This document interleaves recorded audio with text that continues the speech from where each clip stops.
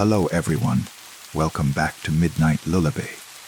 I know many of you are here to drift gently into sleep. Before you close your eyes, please give this video a like and subscribe to the channel. I'd also love to hear from you in the comments. Let me know where in the world you're listening from. Now, turn off the lights, get comfortable, and let the story carry you into dreams.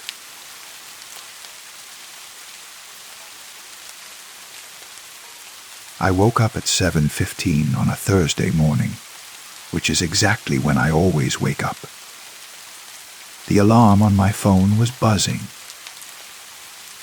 That familiar ascending chime that's supposed to gently ease you into consciousness, but really just makes you want to throw your phone across the room.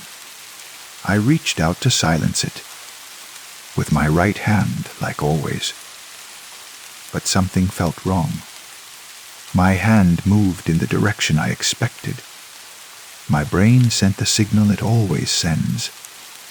But the movement felt backward, reversed, like I was watching myself in a mirror.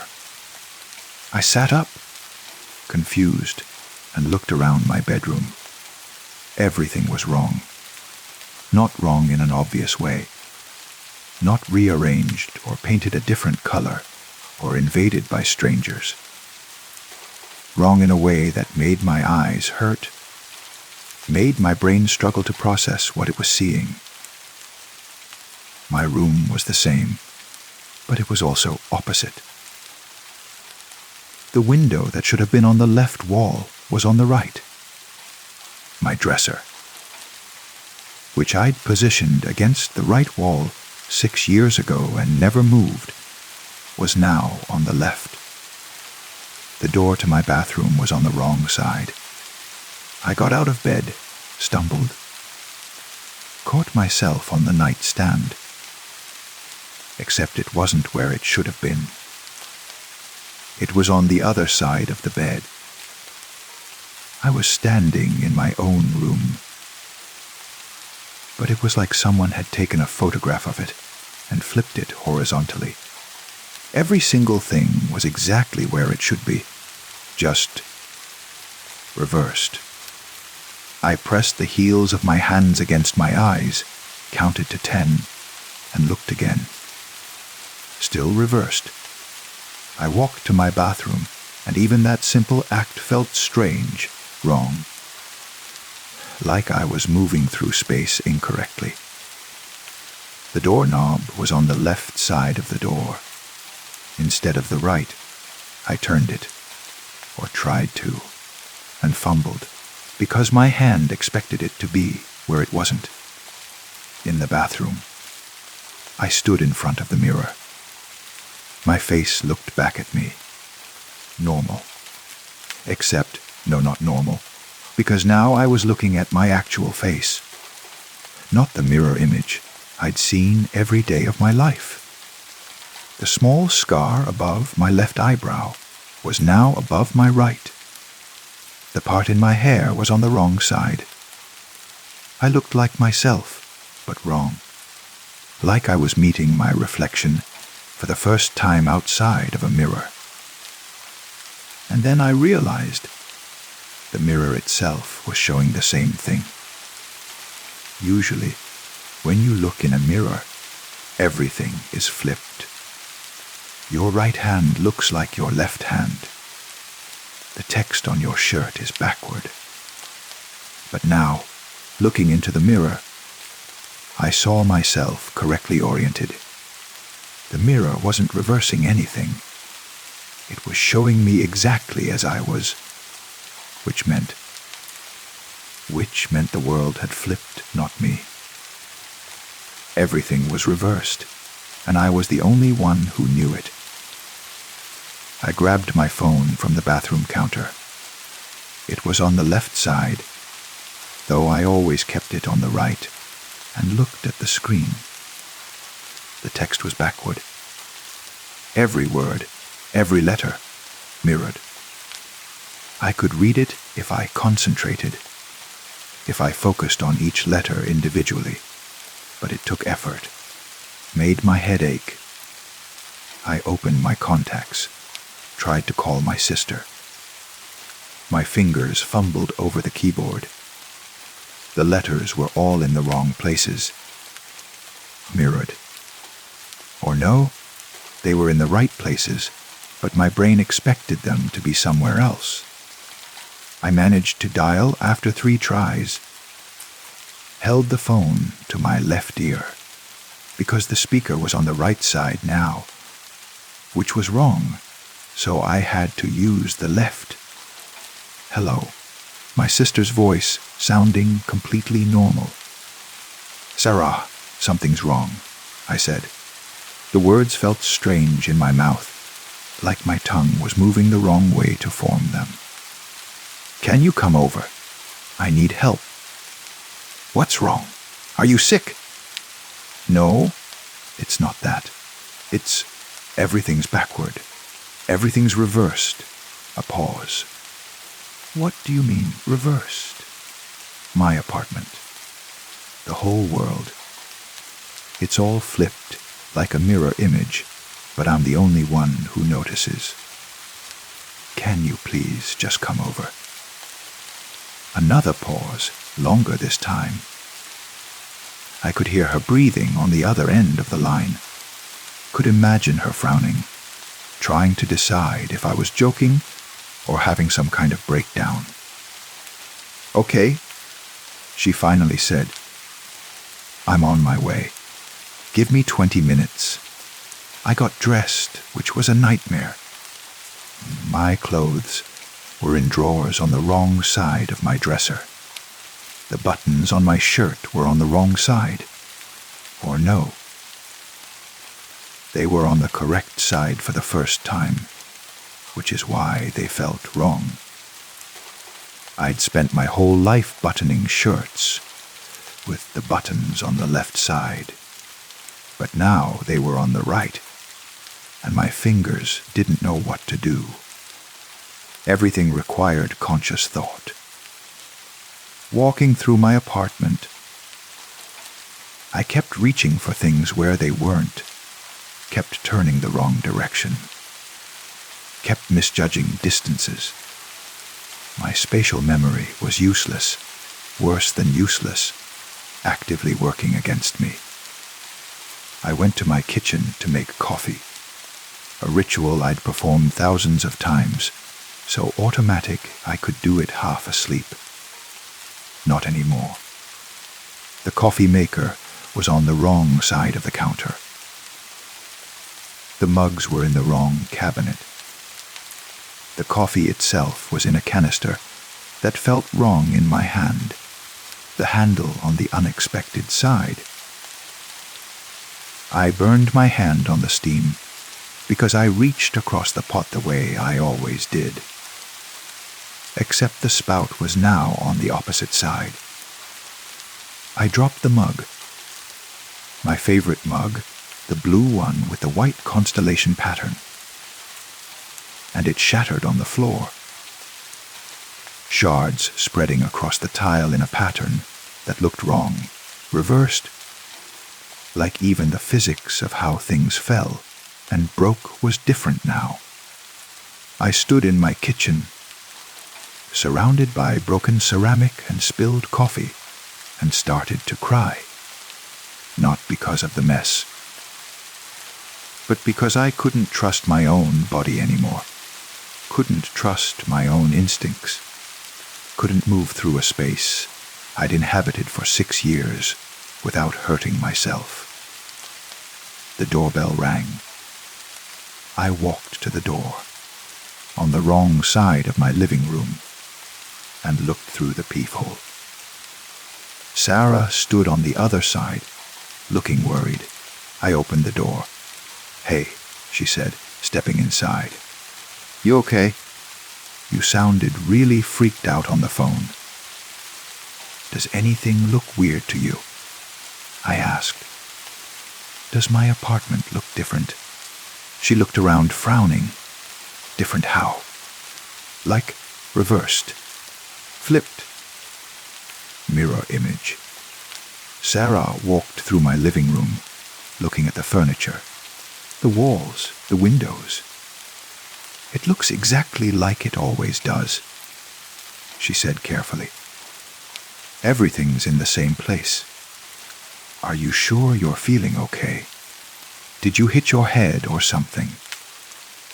"I'm not imagining this," I said, hearing the desperation in my voice. "Look, the bathroom door. Tell me which side it's on." "The right side." "Same as always." "No," I insisted. "It's on the left. It's always been on the right. But now it's on the left." Sarah looked at me with something between concern and pity. "Honey, your bathroom door has been on that wall since you moved in. I helped you move, remember? Nothing's changed." But it had changed. I knew it had. And she couldn't see it, which meant, what? That I was losing my mind. That I'd had some kind of stroke in my sleep that rewired my brain. Or that the world really had reversed, and I was the only one who remembered it being different. Sarah stayed for an hour, making me tea, cleaning up the broken mug, talking to me in that calm, careful voice people use when they're worried you might be fragile. She suggested I take the day off work, maybe see a doctor.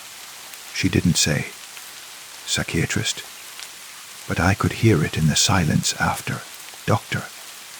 After she left, I sat on my couch, on the wrong side of my living room, and tried to think.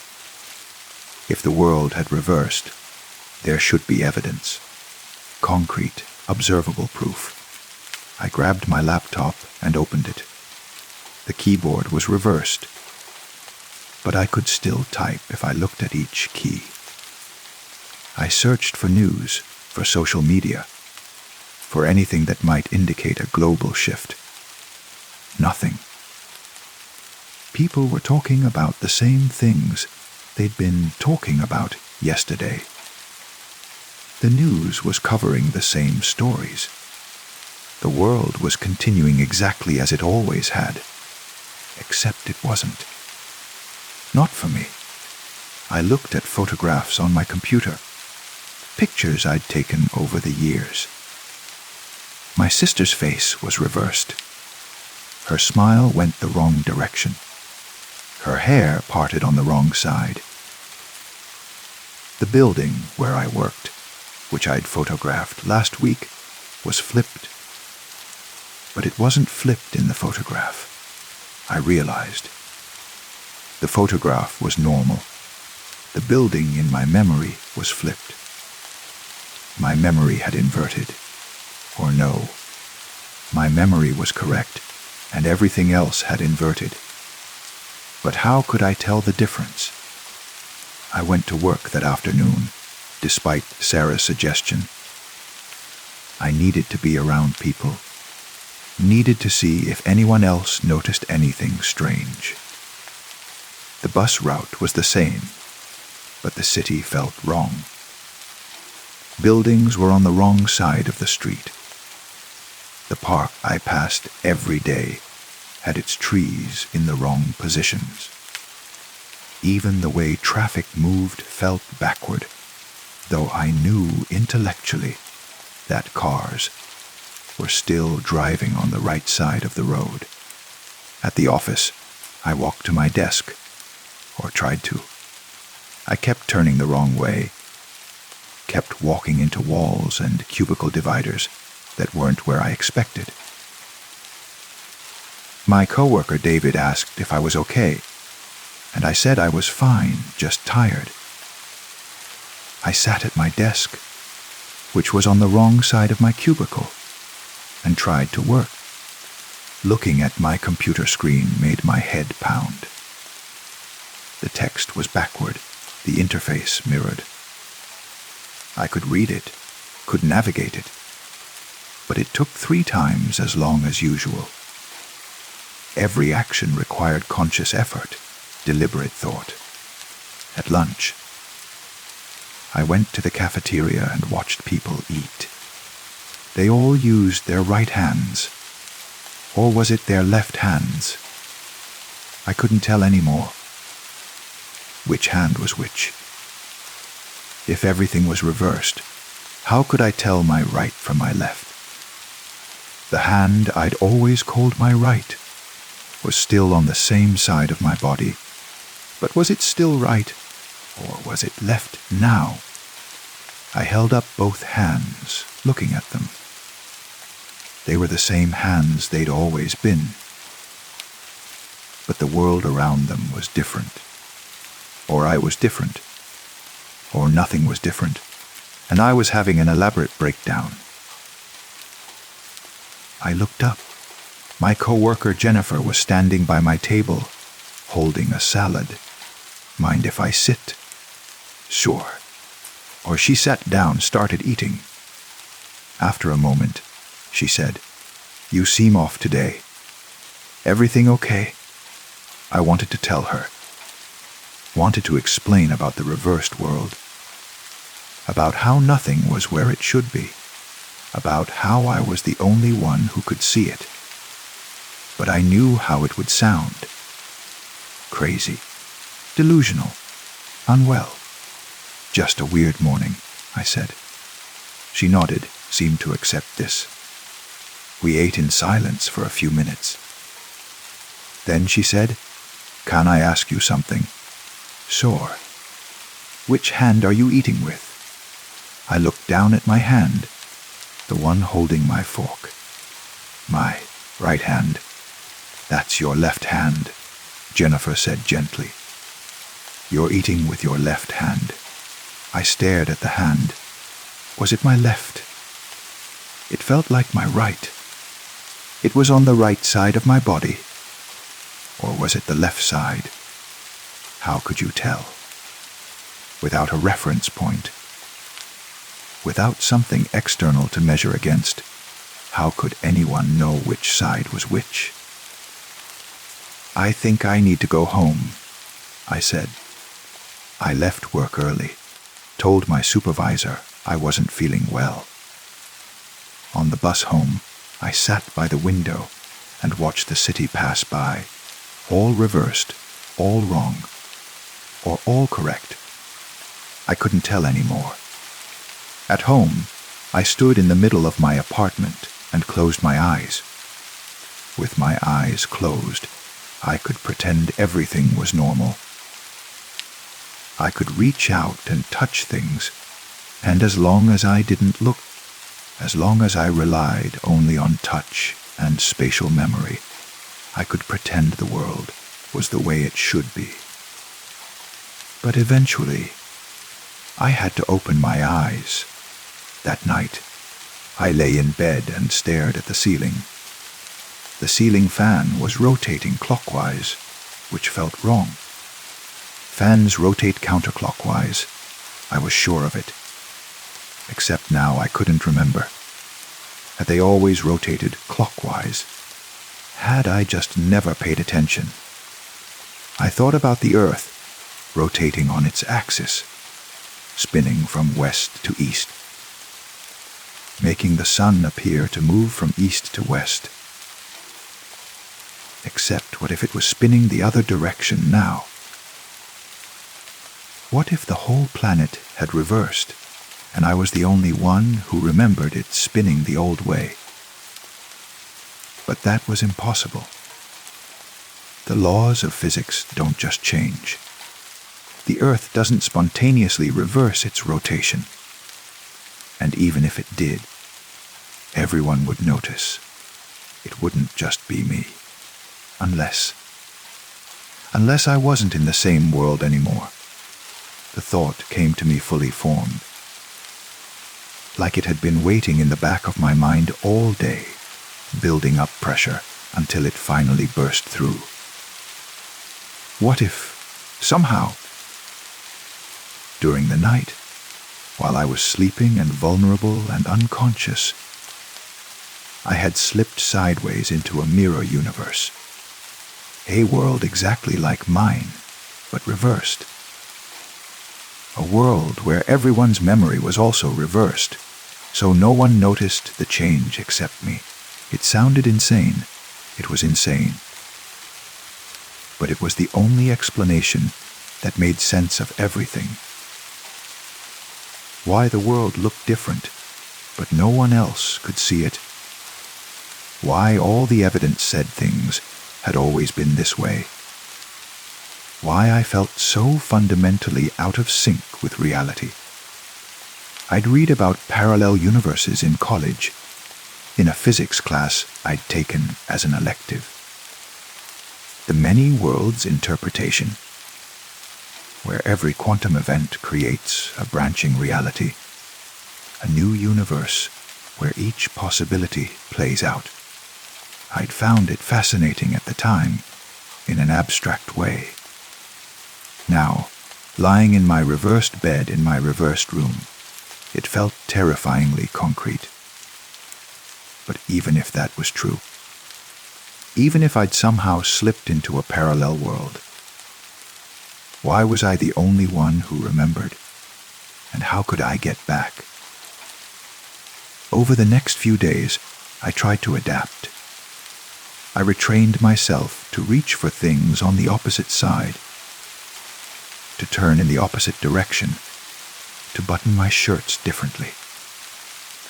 It was exhausting, like learning to walk again, like learning to be human again. Every action that had once been automatic now required conscious thought. The hardest part was the loneliness. I couldn't tell anyone what was happening. Couldn't explain why I was so clumsy and confused and wrong. Sarah called every day to check on me, her voice full of worry. And I lied and said I was fine. Said it was just stress. Said I'd make a doctor's appointment soon. I couldn't read anymore. Books were backward, every word reversed. I tried holding them up to a mirror, which corrected the text, but made everything else feel even more wrong. I couldn't drive. The pedals were on the wrong side. The turn signals were backward. The whole car felt alien. I couldn't cook without burning myself. Couldn't navigate my own apartment without bruising my shins on furniture. I was a stranger in my own life. A week after the world reversed, I woke up early before dawn. I went to my bathroom and stood in front of the mirror, looking at my unreversed face. I raised my right hand, my original right hand, the one I'd always thought of as right, and watched it move. In the mirror, the hand appeared on the left side of my reflection. That was normal. That was how mirrors worked. Right became left, left became right. But if the world had reversed, and mirrors showed things correctly now, then shouldn't my right hand appear on the right side of my reflection? Unless I was the one who had reversed, not the world. The thought hit me like cold water. What if I'd woken up backward? What if my brain had somehow flipped, my neurons rewiring themselves in the night, my entire sense of left and right inverting? What if the world was exactly as it had always been, and I was the one who was wrong? But that didn't make sense either. My internal sense of direction hadn't changed. When I thought, right, I meant the same direction I'd always meant. The problem was that the world wasn't matching my internal map anymore. Or, my internal map wasn't matching the world. How could you tell the difference? I stayed home from work that day, and the next day, and the day after that. I called in sick, and it wasn't entirely a lie. I felt sick, displaced, wrong. I sat in my apartment and tried not to move, tried not to interact with a world that felt hostile and foreign. Sarah came by again, let herself in with the spare key I'd given her years ago. She found me sitting on the floor of my living room, just sitting, staring at the wall. "That's it," she said. "I'm taking you to the hospital. I'm not sick. You're not well. You haven't been to work in 3 days. You're not answering your phone. You look like you haven't slept or eaten. Something is wrong, and we need to figure out what it is." I wanted to argue, but I was so tired. Tired of being wrong. Tired of fighting against a world that wouldn't cooperate. Tired of being alone in my reversed reality. "Okay," I said. At the hospital, they ran tests. Blood work, CT scan, MRI.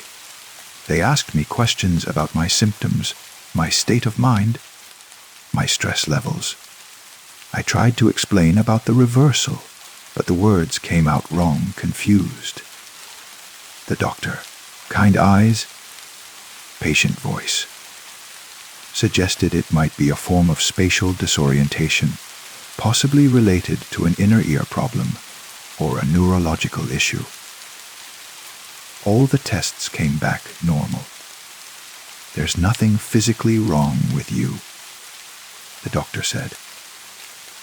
"But I think you might benefit from talking to someone.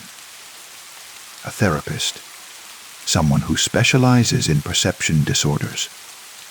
Perception disorders. Like my brain was broken. Like my sense of reality couldn't be trusted. Maybe it couldn't. I started seeing Dr. Martinez the following week. She listened to my story without judgment, asked careful questions, took notes. She never told me I was crazy or delusional. She just listened.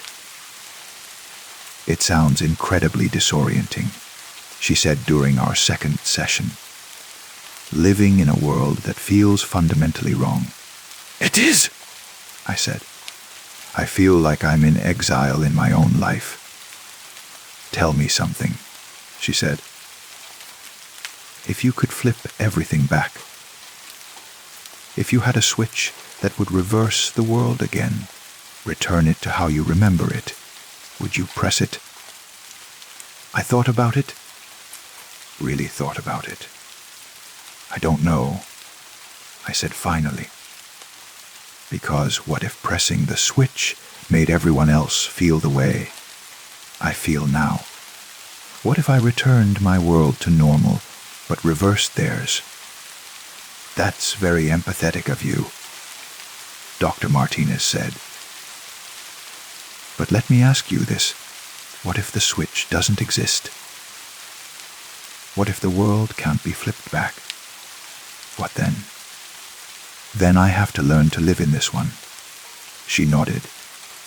"That's exactly right. It's been 6 months now since the world reversed. Or since I reversed. I still don't know which. Dr. Martinez says it doesn't matter.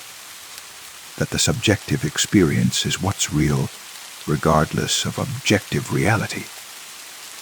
I'm not sure I agree. But I'm learning to live with the uncertainty. I've adapted slowly. My hands know where to reach now, even if it still feels wrong. I can navigate my apartment without looking, can button my shirts without thinking, can drive again, though I still grip the steering wheel too tightly, still tense up at every intersection. I changed jobs. The old one was too full of spatial memory, too haunted by the ghost of how things used to be. I moved to a new apartment, smaller, simpler, with fewer things to be in the wrong place. I'm building a new life in this reversed world, creating new memories that don't contradict with old ones. Sarah still worries about me, but less than she used to. I've gotten better at seeming normal, at hiding the constant low, level disorientation that's become my baseline. Most days, I'm fine. Some days, I'm even okay. But sometimes, late at night, I lie in bed and wonder, what if I wake up tomorrow and everything's reversed again? What if the world flips back, returns to how it was, and I'm the only one who remembers it being different?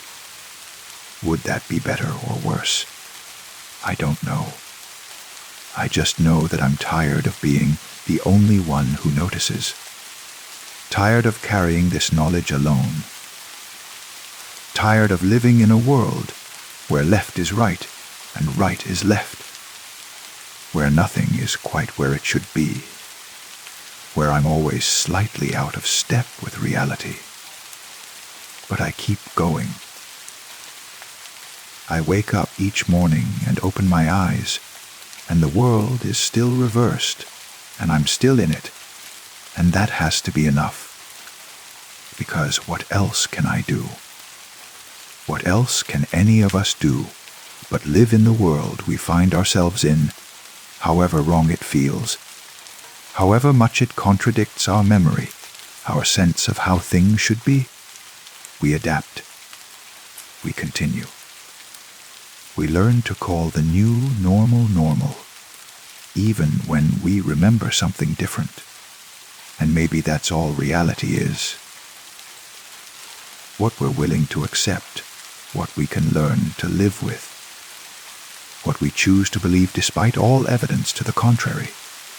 My world is reversed, or I am reversed, or nothing is reversed, and I've simply lost the ability to perceive things correctly. It doesn't matter anymore. This is the world I live in now, and I'm still here, still standing, still trying, even if everything's backward, even if I'm the only one who knows. Story 2. I moved into the apartment in October, when the air had that crystalline quality that makes everything seem sharper, more defined. It was an old building, the kind with high ceilings and crown molding and radiators that clanked and hissed through the night. The kind of place that held onto its history in the walls, in the warped floorboards, in the way certain rooms felt colder than others for no reason you could name. The wind chime was already there when I arrived. It hung at the end of the hallway, outside what I assumed was a closet door, catching the afternoon light that filtered through the window at the corridor's far end. It was beautiful in an antique way. Thin brass tubes of varying lengths suspended from a circular wooden frame, with a small ceramic piece at the bottom painted with faded blue flowers. The kind of thing you'd find at an estate sale, heavy with someone else's nostalgia. I asked the landlord about it when he handed me the keys. He was an old man with liver, spotted hands and eyes that didn't quite focus on you when he spoke. "Oh, that," he said, glancing down the hallway with something that might have been discomfort. "Left by a previous tenant. You can take it down if you like." But I didn't. It looked right there somehow, settled, like it belonged to the space more than any of my furniture would. So I left it hanging, and I moved in, and I thought nothing more of it. For the first week, I barely noticed the wind chime at all. I was too busy unpacking boxes, arranging furniture, learning the apartment's rhythms and quirks. The way the bathroom light flickered for exactly 3 seconds before steadying. The way the kitchen faucet ran cold for a full minute before the hot water reached it. The way my voice sounded different in the bedroom, flatter somehow, as if the walls were absorbing the sound. It was on the 8th night that I first heard the wind chime ring.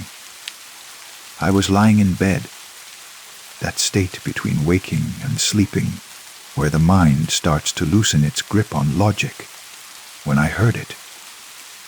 A soft, delicate chiming from the hallway. Melodic and clear, the notes cascading over each other like water over stones. It was actually quite pleasant, almost soothing, but there was no wind. I opened my eyes and stared at the ceiling, listening. The sound continued for perhaps 30 seconds, then stopped. I lay there in the darkness, my mind trying to find explanations. Maybe there was a draft I hadn't noticed. Old buildings were full of air currents, invisible rivers of movement flowing between walls and under doors. That must be it. A draft. I got up and checked the windows. All closed. I went into the hallway, and the air was completely still. Heavy with that particular silence that accumulates in the middle of the night. The wind chime hung motionless. The brass tubes perfectly vertical, not even the slightest sway. I reached out and touched one of the tubes with my finger, making it chime softly. The sound was different from what I'd heard. Sharper, less melodic. I let it fall silent again, then went back to bed. But now I was aware of it. The wind chime at the end of the hall. The beautiful, impossible wind chime that rang when there was no wind. The next night, it happened again. Same time. I'd started to notice a pattern. Around 20:30 a.m., give or take a few minutes, the chiming would begin. Always the same duration, around 30 seconds. Always the same melodic quality, as if someone was playing it deliberately, carefully, rather than wind stirring it randomly. I started keeping my bedroom door open so I could see down the hallway when it happened. On the 3rd night of listening, I watched as the chiming began. The wind chime didn't move. The tubes remained perfectly still, hanging in the stagnant air of the corridor. But the sound was undeniable, coming from that exact location. Those exact brass tubes somehow ringing without any visible motion. I got out of bed and walked down the hallway toward it. The sound continued, clear and bright and utterly wrong. I stood directly beneath the wind chime, close enough to touch it, and still it didn't move. The brass tubes hung like accusations, utterly still, utterly silent, while the sound of their chiming filled the air around me. I reached up and grabbed the ceramic piece at the bottom, stopping any possibility of movement. The chiming continued. I felt no vibration in my hand, no tremor in the ceramic. It was as if the sound was coming from somewhere else entirely, using the wind chime as a loudspeaker, a focal point. When it finally stopped, the silence that followed was absolute. I stood there with my hand, still gripping the ceramic piece, feeling my heartbeat loud in my ears. Then I went back to bed and didn't sleep for the rest of the night. The next morning, I researched wind chimes. I learned that in some cultures, they're meant to ward off evil spirits. In others, they're supposed to attract good fortune. The sound, I read, is thought to break up stagnant energy, to keep spaces from becoming too settled, too fixed. I learned that certain people believe wind chimes can ring when spirits pass by, disturbed by their presence, even when there's no physical wind. I told myself this was ridiculous. I'm not a superstitious person. I believe in rational explanations, in science, in cause and effect. There had to be a reason. Vibrations from the street, maybe, or from other apartments. Sound traveling through the walls from a neighbor's television or music. Acoustic oddities in old buildings that could explain anything, given enough time and investigation. But that night, I couldn't help myself. At 20:25 a.m., I was standing in the hallway, watching the wind chime, waiting. The building was silent around me. No traffic noise from outside, no footsteps from upstairs, no voices through the walls. Just silence, thick and expectant. At 2:31 a.m., the chiming began. I watched the wind chime closely, my eyes adjusting to the dim light from the street lamp outside the window. The tubes didn't move, not even a millimeter. They hung in perfect stillness, while the sound of their movement filled the hallway, notes overlapping and separating in patterns that sounded almost like music, almost like a song. I started recording it on my phone. When I played it back the next morning, the recording was clear. The chiming was there, undeniable, captured in digital format. I sent it to my friend Marcus, who worked in audio engineering.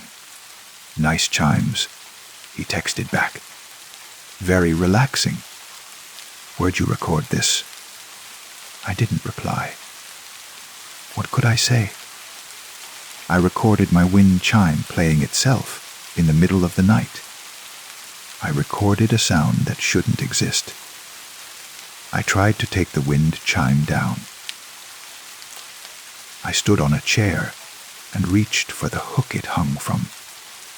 But when my fingers touched the wooden frame, a feeling of wrongness washed over me. Not fear, exactly. More, like the sensation of touching something that doesn't want to be touched, something that has its own intention. My hand recoiled automatically, and I got down from the chair and didn't try again. The chiming continued every night, always at the same time, always for the same duration. I started to anticipate it, lying awake in bed, listening to the silence that preceded it. The silence that felt like held breath, like something waiting. I began to notice other things too. The way the hallway felt different at night, colder. Even though the thermostat was set to the same temperature throughout the apartment. The way shadows gathered at the far end by the closet door, darker than they should be, as if the darkness there was denser, more concentrated. The way my cat, who I'd adopted after moving in, refused to go down that hallway after dark, his ears flattening, his tail puffing, backing away if I tried to carry him there. I asked the neighbors if they'd heard anything strange. The woman in 3B looked at me oddly and said no. The elderly couple in 3D were hard of hearing and just smiled and nodded. The man in 30C, a young tech worker who was rarely home, shrugged and said he slept with noise, canceling headphones. One night, I couldn't take it anymore. When the chiming began at its appointed time, I grabbed a broom and swung at the wind chime, trying to knock it down. The broom passed through the brass tubes as if they weren't there. No impact, no resistance. But I felt something. A coldness that shot up the handle and into my hands, making me drop the broom. It clattered to the floor, and the chiming continued, undisturbed. I decided to look into the apartment's history. The landlord had mentioned a previous tenant, but when I asked him for details, he became vague, evasive. People come and go, he said. I don't keep track of everyone. But the elderly couple in 3D remembered. When I brought them cookies and casually asked about the apartment, they glanced at each other with that look older people get when they're deciding what to share. There was a woman, the wife finally said. She lived there for years. Quiet woman, kept to herself mostly. What happened to her? I asked. Another glance between them. She died, the husband said. In the apartment. Natural causes, they said. Heart, I think. She was found by the landlord when the rent was late. Did she have any family? They shook their heads. Not that we knew of. Everything was cleared out after. The landlord had it all taken to donation centers. Well, almost everything. The wind chime, I said. She loved that thing, the wife said. Used to hear it sometimes through the walls. Pretty sound. She'd stand in her hallway and just listen to it. She told me once. Said it reminded her of someone. I thanked them and left, but that conversation stayed with me. That night, when the chiming began, I didn't try to stop it. I sat in the hallway, my back against the wall, and I listened. Really listened. The sound was sad, I realized. Beneath the melodic beauty, there was a melancholy to it, a longing. The notes seemed to be reaching for something, asking a question that had no answer. I closed my eyes and let the sound wash over me, and for just a moment, I could almost sense something else in the hallway with me. Not a presence, exactly. More like an echo of a presence. A shape worn into the air by repetition, by habit, by years of standing in the same spot and listening. After that night, I stopped being afraid of the wind chime. I still didn't understand it, but I no longer felt threatened by it. It was just doing what it had always done, what it would probably continue to do long after I moved out. Marking time. Remembering. But the story doesn't end there. Because 3 weeks later, something changed. I woke in the middle of the night. Not to chiming, but to silence. I looked at my phone. 2:33 a.m. The chiming should have happened 2 minutes ago. But the apartment was perfectly quiet. I got out of bed and went to the hallway. The wind chime was moving, not the invisible, impossible movement I'd grown accustomed to, but real physical movement, swaying gently back and forth, the brass tubes occasionally bumping into each other with soft clinks. And I could feel it now, a breeze, cold and steady, flowing down the hallway toward the window. But the window was closed. I checked it. Locked tight, sealed against the October night.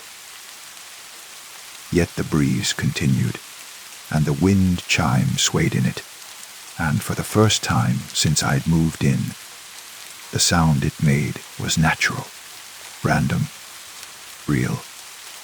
I stood in that inexplicable wind, feeling it move through my hair, pressing my pajamas against my body, and I wondered what had changed.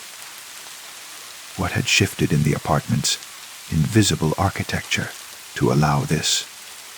Or maybe the question was what had left, what had finally moved on, leaving behind nothing but ordinary air currents and the normal sounds of an old building, settling into night. The closet door at the end of the hallway, the one I'd assumed was a closet, stood slightly ajar. I'd never opened it before. There was no handle on my side, and I'd assumed it belonged to another apartment, some shared storage space I had no access to. But now it was open, just a crack, and the wind was coming from inside it. I should have left it alone. I should have gone back to bed and let mysteries be mysterious. But I didn't. I walked down the hallway.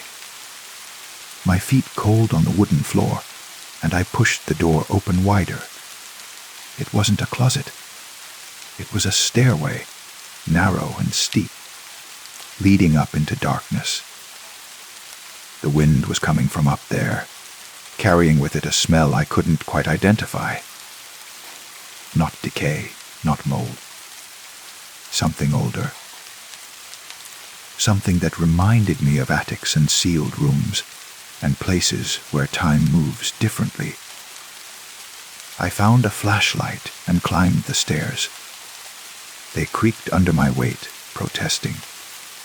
At the top was another door, this one also ajar. I pushed it open. The room was small, barely larger than a walk-in closet, with a single window looking out over the street.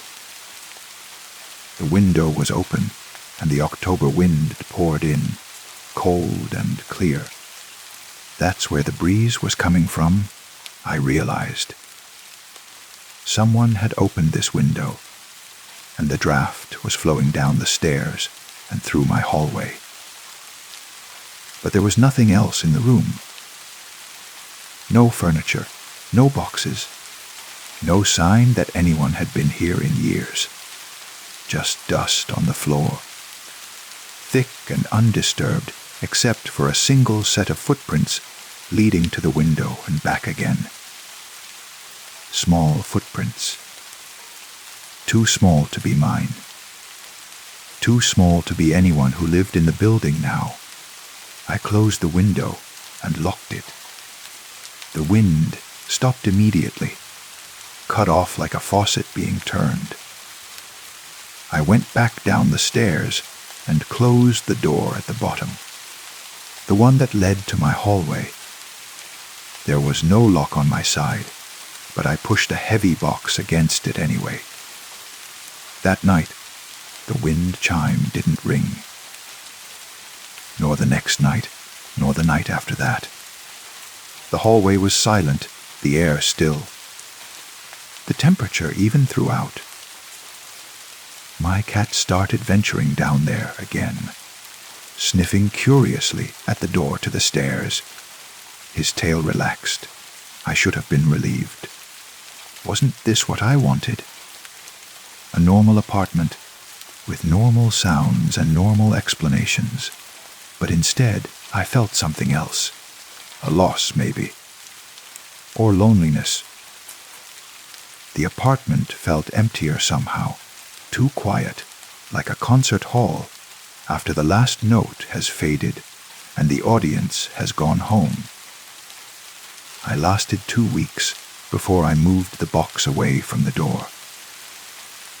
I climbed the stairs again to that small room with its single window, and I opened it. Just a few inches, enough for a breeze, not enough to make the apartment too cold. That night, at 2:31 a.m., the chiming began again. I lay in bed and listened to it, that sad and beautiful sound, and I smiled, because I understood now. The wind chime wasn't haunted, not really. It was just lonely. It was used to ringing, to marking time, to having a purpose. And when that purpose was taken away, when the window was closed and the wind stopped and the silence became complete, it found another way. A way that didn't need wind or movement or any physical explanation. Sometimes things create their own reasons for being. Sometimes habit becomes its own reality. Sometimes the line between what is and what should be gets blurred enough that there's no meaningful difference. I still live in the apartment. I still hear the wind chime every night at 2:31 a.m.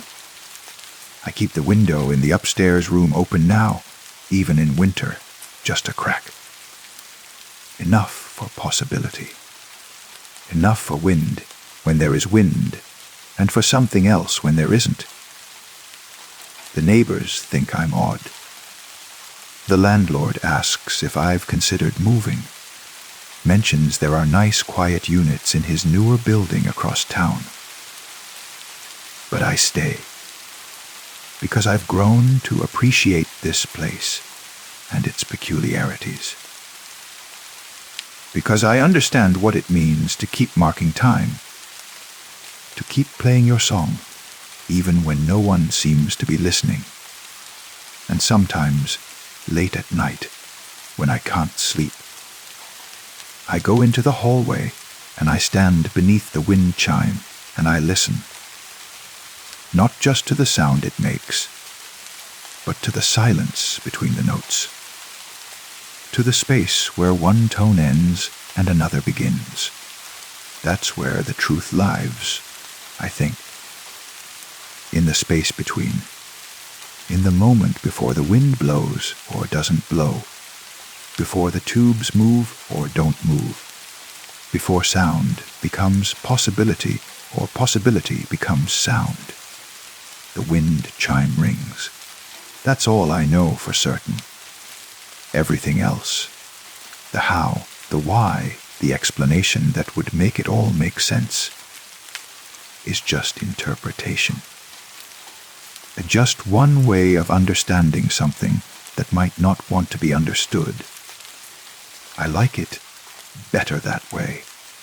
Story 3. The fortune teller's hands were like old paper. He translucent and marked with dark veins that seemed to map out territories of suffering I couldn't yet comprehend. When she touched my palm that autumn evening, her fingers were surprisingly warm despite the chill that had settled over the traveling carnival like a shroud. "You have your mother's lines," she said, in an accent I couldn't place, though it reminded me of distant thunder. "The same fate runs in your blood like a river seeking the sea.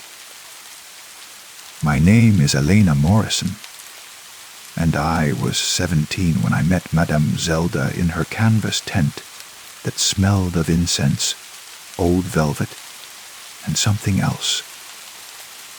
Something metallic and sharp that made the back of my throat itch. I'd come to the carnival, that night seeking distraction from the anniversary that haunted our household every October.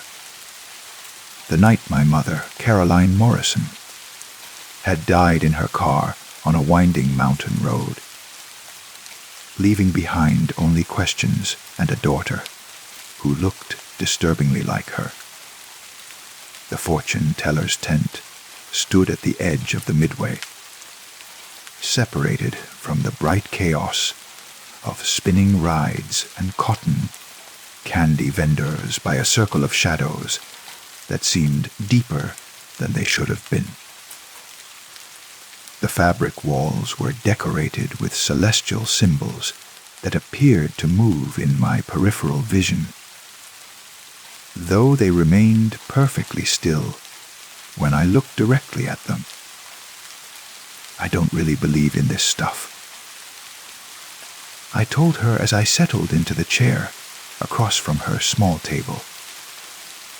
The wooden surface was scarred with what looked like claw marks, though I told myself they were probably just decorative etchings worn smooth by countless palms seeking guidance. Madame Zelda smiled, revealing teeth that were too white and somehow too sharp. Belief is not required for truth, child. The future exists whether you acknowledge it or not, flowing toward us like water finding its level.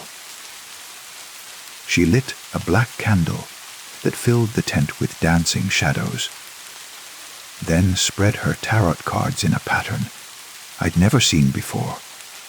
Not the typical Celtic cross, but something more complex, more disturbing. The cards seemed to whisper against each other as she arranged them, though that was probably just the sound of aged paper sliding across wood. Your mother, she said without looking up from her arrangement. She came to see me once. 20 years ago, in a different city, under a different name, but I remember her face, so much like yours. I remember the question she asked. My blood went cold. My mother had never mentioned visiting fortune tellers, had never shown any interest in the supernatural. She'd been a practical woman, a high school teacher who believed in hard work and rational thought. The idea that she'd sought out someone like Madame Zelda seemed impossible. You're mistaken, I said. My mother wasn't the type to. She asked about her daughter's future. Madame Zelda continued as if I hadn't spoken. Wanted to know if the pattern would repeat. I told her what the cards revealed, though I wish now I had lied. The fortune teller's eyes met mine across the flickering candlelight, and for a moment they seemed to contain depths that had nothing to do with the human experience. In those depths, I saw something that made my hands tremble recognition. What pattern? I whispered. Though part of me already knew, I didn't want to hear the answer. Instead of responding immediately, she turned over the first card. The tower, lightning striking a stone spire and casting human figures into the void below. But this wasn't any tower card I'd seen in books or movies. The figures falling from the destroyed structure all wore my mother's face, and the lightning that destroyed their sanctuary was shaped like skeletal fingers. Your mother's line carries a curse, Madame Zelda said, her voice taking on a rhythmic quality that reminded me uncomfortably of funeral dirges. Not supernatural, child, something far more terrible. The curse of inevitability, of patterns woven so deep into the fabric of existence that they become indistinguishable from fate itself. She turned over the second card, the chariot but reversed, showing a vehicle careening out of control down a dark road, while spectral hands reached up from the asphalt to drag it toward destruction. The driver's face was obscured by shadows, but her hair caught the moonlight in waves that matched my own. Every woman in your family dies at 35, she continued, her words falling like stones into still water. always in October, always alone, always in a manner that appears accidental, but follows patterns too precise to be coincidence. My throat constricted. My mother had indeed died at 35, on a rain-slicked mountain road she'd driven safely hundreds of times before.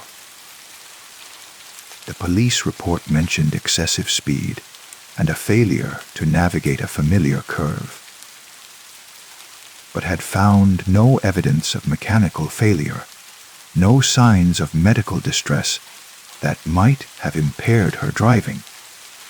That's impossible, I managed. You can't know that. You're just making educated guesses based on your great-grandmother, Margaret Morrison. Madame Zelda interrupted, turning over a third card. Fell down the stairs in her own home on October 13th, 1943. 35 years old. Your grandmother, Elizabeth Morrison, drowned in Lake Superior during a family camping trip, October 20th, 1971. She was an excellent swimmer, familiar with those waters since childhood. 35 years old. Each revelation hit like a physical blow. I'd heard stories about my great-grandmother's tragic fall, about my grandmother's mysterious drowning, but had never connected them to my mother's death beyond the general tragedy of lives cut short. The specificity of the dates, the ages, those details had been buried in family history, whispered about at funerals, and then carefully forgotten. How do you know these things? I demanded, though my voice came out smaller than I intended. Because I was there for all of them, she said simply, as if admitting to something as mundane as attending the same church for decades. Not physically present at their deaths. You understand? But spiritually witness to their final moments. When a pattern this strong exists, it creates ripples. Those sensitive to such things can feel them across time and distance. She turned over the fourth card, and my breath caught.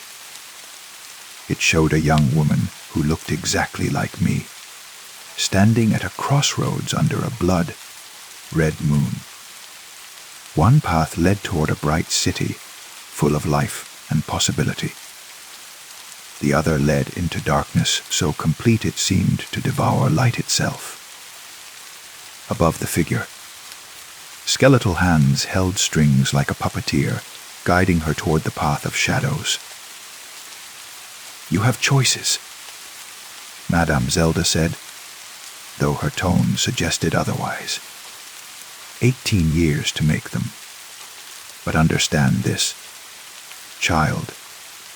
Every woman in your line has tried to break the pattern. Your mother moved across the country, changed her name, refused to drive during the month of October. She thought distance and precaution could save her. Then how? I couldn't finish the question. She received a phone call on October 15th. A voice claiming to be from your school, saying you'd been in an accident and were being rushed to the hospital in Millfield, 30 miles away through the mountains. She left immediately, driving through a storm to reach you. Of course, the call was a lie. You were safe at home, as school records confirmed later. My blood turned to ice water. I remembered that night clearly. Coming home from study group to find the house empty, police cars in the driveway. My father pacing the kitchen with tears streaming down his face. We'd never understood why my mother had been driving to Millfield that night. never found any explanation for her presence on that remote mountain road. Who called her? I whispered. Madame Zelda's smile was infinitely sad. The same force that will call you when your time comes. The pattern protecting itself, ensuring its continuation. It has an intelligence of sorts, this curse. Not malevolent in any human sense, but determined to preserve itself across generations.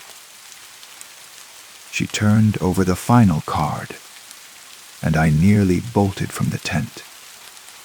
It showed a cemetery under starlight, rows of identical headstones stretching into infinity. Each grave was marked with the same name, Morrison. Each bore the same death date, October, followed by years that progressed in neat 20. Year intervals into a future I couldn't bear to contemplate. "This is insane," I said, standing abruptly and knocking over my chair. "You're just trying to scare me. Maybe extract money for some kind of protection spell, or..." "I take no payment for prophecies of doom," she said quietly. "And I offer no protection, because none exists. I am simply the messenger, child, tasked with ensuring each generation understands what awaits them." "Tasked by whom?" Her eyes grew distant, focusing on something beyond the tent walls, beyond the carnival, beyond the visible world entirely.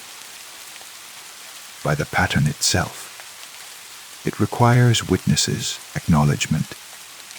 A curse without recognition is just random death.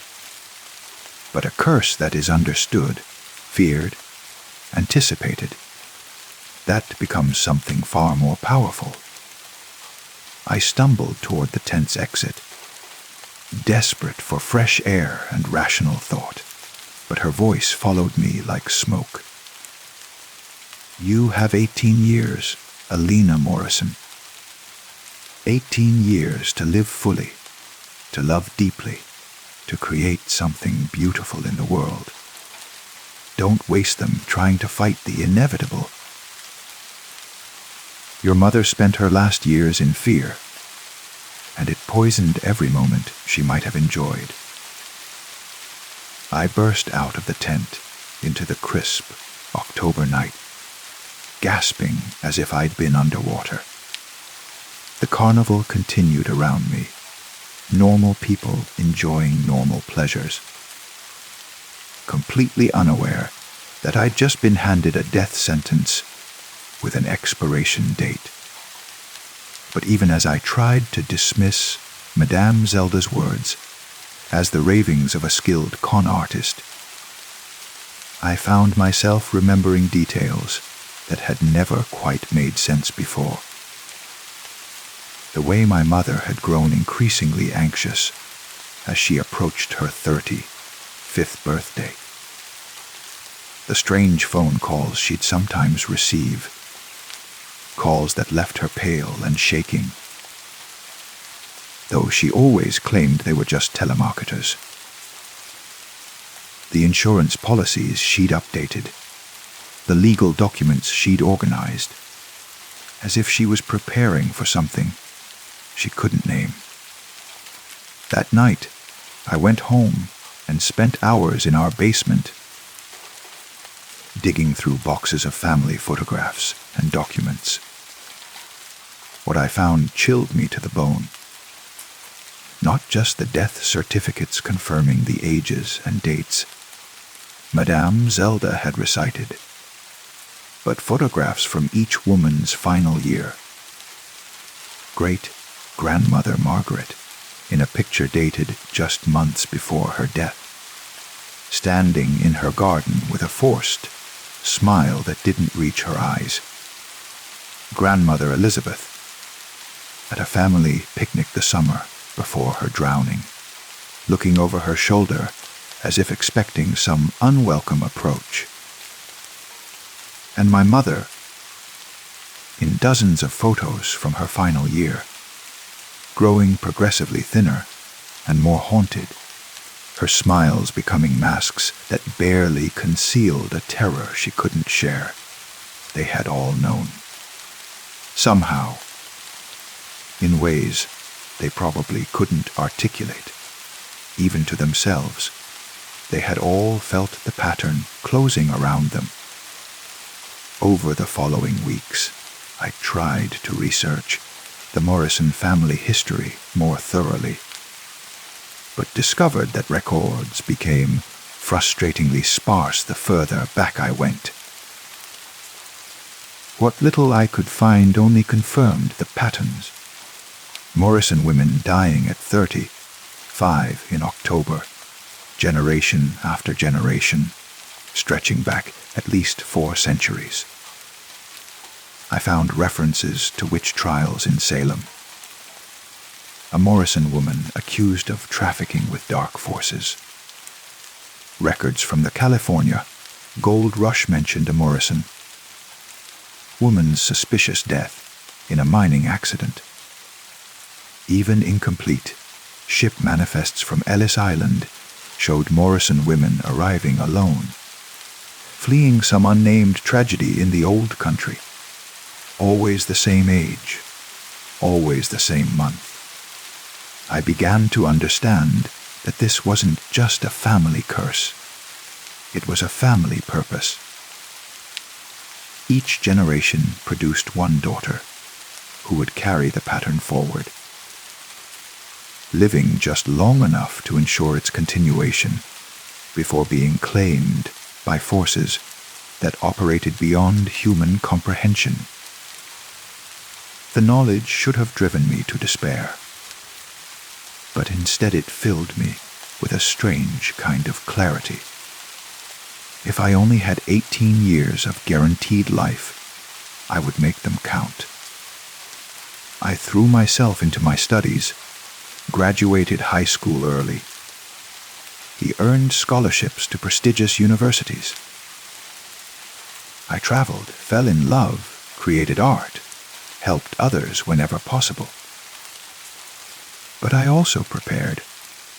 I documented everything I'd learned about the pattern, creating detailed records that future Morrison women might find useful. I established trusts and foundations that would continue my work after I was gone. Most importantly, I made the decision never to have children. If the pattern required a Morrison daughter to continue, then I would be the last. The curse would die with me. Its 4-century reign of terror finally ended by the simple act of refusing to participate in its perpetuation. This decision brought me a peace I hadn't expected. For the first time since that night in Madame Zelda's tent, I felt like I had some measure of control over my fate. I might not be able to escape death at 35, but I could ensure that no future Morrison woman would face the same predetermined doom. The years passed quickly, too quickly. I built a successful career as a documentary filmmaker, specializing in stories about women who had overcome seemingly impossible circumstances. I traveled to 6 continents, learned 4 languages, fell in love twice, and had my heart broken just as many times. I helped establish shelters for domestic violence survivors, funded scholarships for young women pursuing education in male-dominated fields, and created a foundation dedicated to preserving the stories of women whose voices had been silenced by history. It was a good life, full of meaning and connection. But as my 34th birthday approached, I began to feel the familiar symptoms I'd read about in my family's hidden history, the anxiety that seemed to come from nowhere. The sense of being watched by unseen eyes. The dreams that felt more like memories of a future I hadn't lived yet. I started receiving phone calls. They always came at night, usually around 3 a.m., when the veil between sleep and waking was thinnest. The voice on the other end was different each time. Sometimes a child, sometimes an elderly woman, sometimes something that might not have been human at all. But the message was always the same. It's almost time, Alina. The pattern is ready for you. I changed my number repeatedly, but the calls always found me. I traveled constantly that year, never staying in one place long enough for anyone to track my movements. But still they came. Hotel phones would ring with that familiar message. Pay phones on street corners would suddenly chime as I walked past. The receiver, lifting itself to deliver, whispered reminders of my approaching fate. The pattern was growing impatient. October arrived with unseasonable warmth that felt ominous rather than pleasant. I spent the first 2 weeks in a secure facility I'd arranged years earlier. A private retreat in the Swiss Alps, completely isolated from the outside world. No phones, no internet, no way for the pattern to reach me with its manipulative calls. But on the night of October 13th, the same date my great-grandmother had died, I woke to find my room filled with familiar figures. They stood in the shadows at the edges of my vision, translucent but unmistakably present. Great-grandmother Margaret, her neck bent at an unnatural angle. Grandmother Elizabeth, her hair still dripping with lake water that left no stains on the floor. My mother, her face bearing the cuts and bruises of her final car crash. You cannot hide forever, my mother's spirit said, her voice carrying the echo of wind through broken glass. The pattern finds its own completion. We tried to run as well, but I'm not running, I replied, surprised by the steadiness of my own voice. I'm ending it. There will be no more Morrison daughters after me. The 3 women exchanged glances that held centuries of shared sorrow. You think you're the first to make that choice? Great-grandmother Margaret asked. My sister Helen chose the same path. She died childless at 35, certain she had broken the curse. But the pattern simply reached back. Grandmother Elizabeth continued. Found a different branch of the family tree and continued through her cousin Mary. The curse doesn't require direct lineage. Child, only Morrison blood. My carefully constructed sense of control crumbled like sand. Then what's the point? If we can't escape it, can't end it, what's the point of any of this?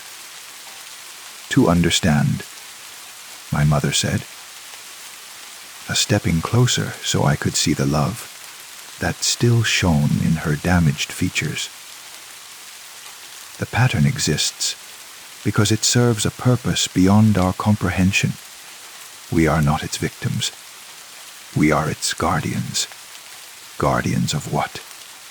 The 3 women spoke in unison, their voices harmonizing in ways that bypassed my ears and resonated directly in my bones.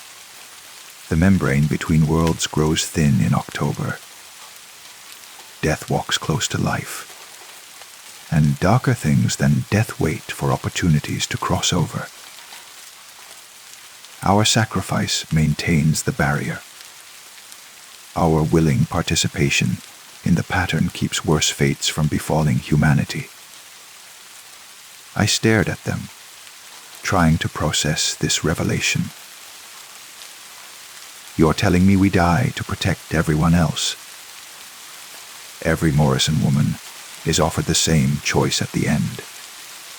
My mother explained. Accept death willingly and maintain the cosmic balance, or fight it and risk tearing holes in reality that could swallow entire cities.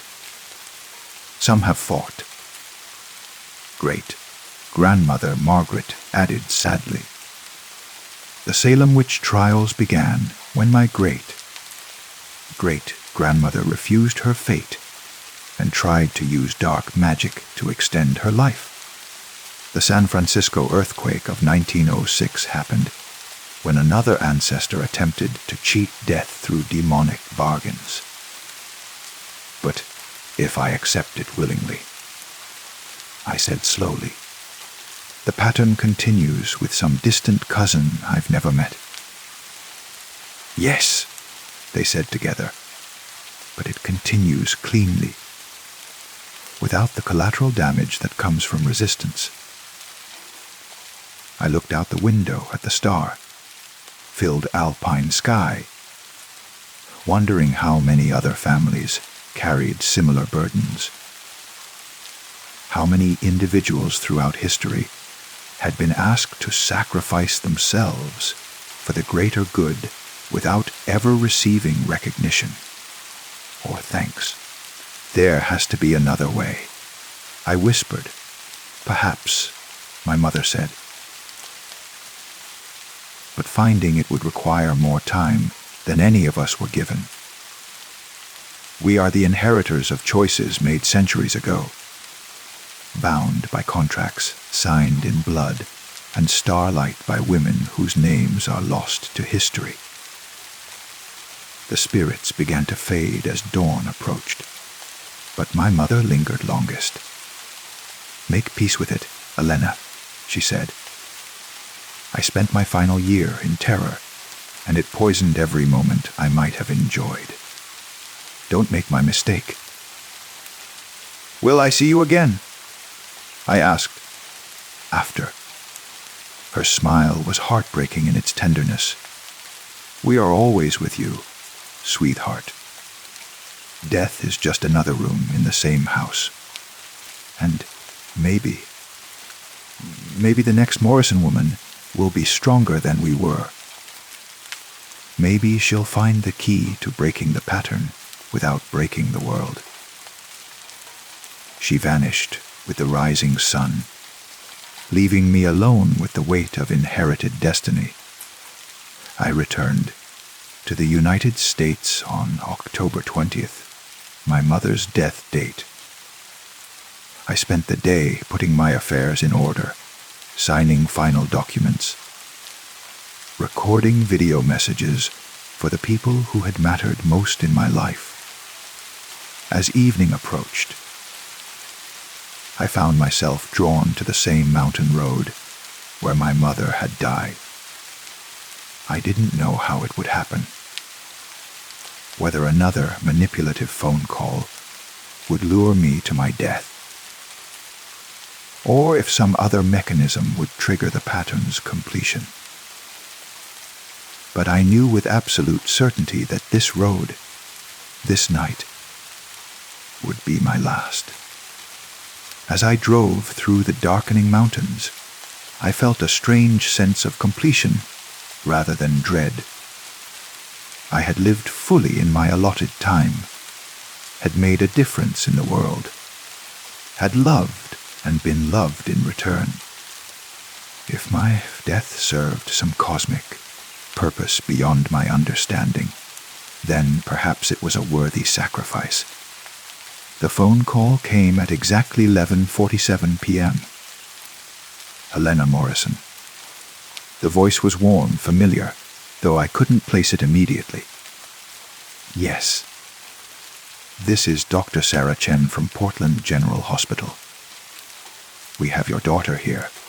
She's been in a serious accident. You need to come immediately. My hands went numb on the steering wheel. I don't have a daughter. Of course you do, sweetheart. And suddenly I recognized the voices, Madame Zelda, exactly as she had sounded 18 years ago. Her name is Sophie Morrison Chen. She's 17 years old, and she's been asking for you. The world tilted sideways as false memories flooded my mind. Memories of a pregnancy I'd never had, of a daughter I'd never raised, of 17 years of motherhood that had somehow been hidden from my conscious awareness until this moment. I could see her face clearly now, my dark hair, my father's eyes, her own stubborn chin. How is this possible? I gasped. The pattern protects itself, Madame Zelda replied. It creates whatever circumstances are necessary for its continuation. You thought you had escaped by remaining childless, but the curse simply adjusted reality. Your daughter has always existed, Elena. She's been living with her father, growing up believing her mother abandoned them both. But tonight, she needs you. Where is she? Millfield General Hospital. The same route your mother took 18 years ago. I pressed the accelerator to the floor. Racing through curves, I somehow knew by heart despite never having driven this road before tonight. In my rearview mirror, I caught glimpses of other headlights. My mother's car, my grandmother's, an endless procession of Morrison women, driving toward their fates with love and terror warring in their hearts. The hospital appeared ahead, blazing with emergency lights. I pulled into the parking lot and ran toward the entrance, my heart hammering with desperate hope and terrible understanding. There was no hospital. The building I had seen was nothing but ruins. Broken concrete and twisted metal, obviously abandoned for decades. In the moonlight, I could see the faded sign that had once marked this as Millfield General, but nature had long since reclaimed the structure. But there, sitting on a broken piece of concrete that might once have been part of the front steps, was a girl who looked exactly like me at 17. "Mom?" she said, standing as I approached. "I knew you'd come." I stopped a few feet away, tears streaming down my face as I looked at this impossible daughter who felt completely real and utterly false simultaneously. "Sophie." She nodded, her eyes bright with unshed tears. "I've been waiting for you my whole life. Dad told me you didn't want us, but I knew that couldn't be true. I knew you'd come when I needed you most. What's wrong, sweetheart? Are you hurt?" She shook her head. "Not hurt, just ready. It's time for me to take over, isn't it? Time for you to rest."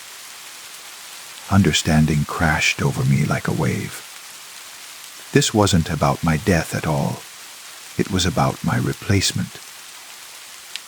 The pattern had created a daughter, not to continue after my death, but to assume my role while I was still alive, allowing me to finally escape the burden that had defined my family for generations. "You don't have to do this," I said desperately. "We can find another way, we can." "There is no other way," Sophie said gently. "You've done your part, Mom. You've carried the weight for 30. 5 years, maintained the balance. Protected the world from things it doesn't even know exist. but every guardian needs a replacement eventually. She stepped closer, and I could see that she wasn't entirely human. There was something else in her eyes, something ancient and patient that had been waiting for this moment. "What are you?" I whispered. "I'm what the pattern created to give you peace," she replied. "A daughter who chooses this burden willingly, who understands its importance, who can carry it without the fear and resentment that has poisoned our family line. I am the evolution of the curse. Mom, the next stage in a cosmic responsibility that began long before the Morrison name existed." She embraced me then, and I felt 18 years of exhaustion, fear, and predetermined fate drain out of my body like poison from a wound. "You're free, Mom," she whispered in my ear. "Live the life you were meant to have. Fall in love, travel the world, create beautiful things. Be happy." When she released me, I felt lighter than I had since that night in Madame Zelda's tent. The oppressive weight of impending doom had lifted, replaced by something I'd never expected to feel again: hope. "What happens now?" I asked. Sophie smiled, and in that expression I saw not just my own features, but echoes of every Morrison woman who had come before. All their strength, all their sacrifice, all their love distilled into this moment of transformation. "Now you go home," she said, "and I begin my watch." She turned away then, walking toward the ruins of the hospital, her figure growing more translucent with each step until she was nothing but a shimmer in the moonlight. But her voice carried back to me, clear and strong. "The pattern evolves, Mom. It learns. And sometimes, when a family has given enough, when the debt of sacrifice has been paid in full, it offers mercy." I stood there for a long time, watching the empty ruins and feeling the absence of the fear that had defined my existence for 18 years. When I finally returned to my car, I found a note on the passenger seat in handwriting I recognized as my own, though I had no memory of writing it. "The Morrison curse ends with me, not through death or defiance, but through transformation. Future generations will carry different burdens, serve different purposes, but they will choose their own paths. The pattern has learned to adapt. Love will guide it now, not fear." Elena Morrison, last guardian of the old way, first herald of the new, as I drove home through the pre-dawn darkness. I realized that I had no idea what my life would look like now that it truly belonged to me. For the first time in 18 years, my future was genuinely unknown. A blank canvas waiting for me to paint it, with choices guided by hope rather than predetermined by forces beyond my control. The thought should have terrified me. Instead, it filled me with a joy so profound that I had to pull over and simply sit with the magnitude of my freedom. I was 30, 5 years old on October 21st, and I was still alive. And for the first time in 4 centuries, a Morrison woman would live to see 36. Story 4. I should have known better than to trust a free cabin rental from a stranger on the internet.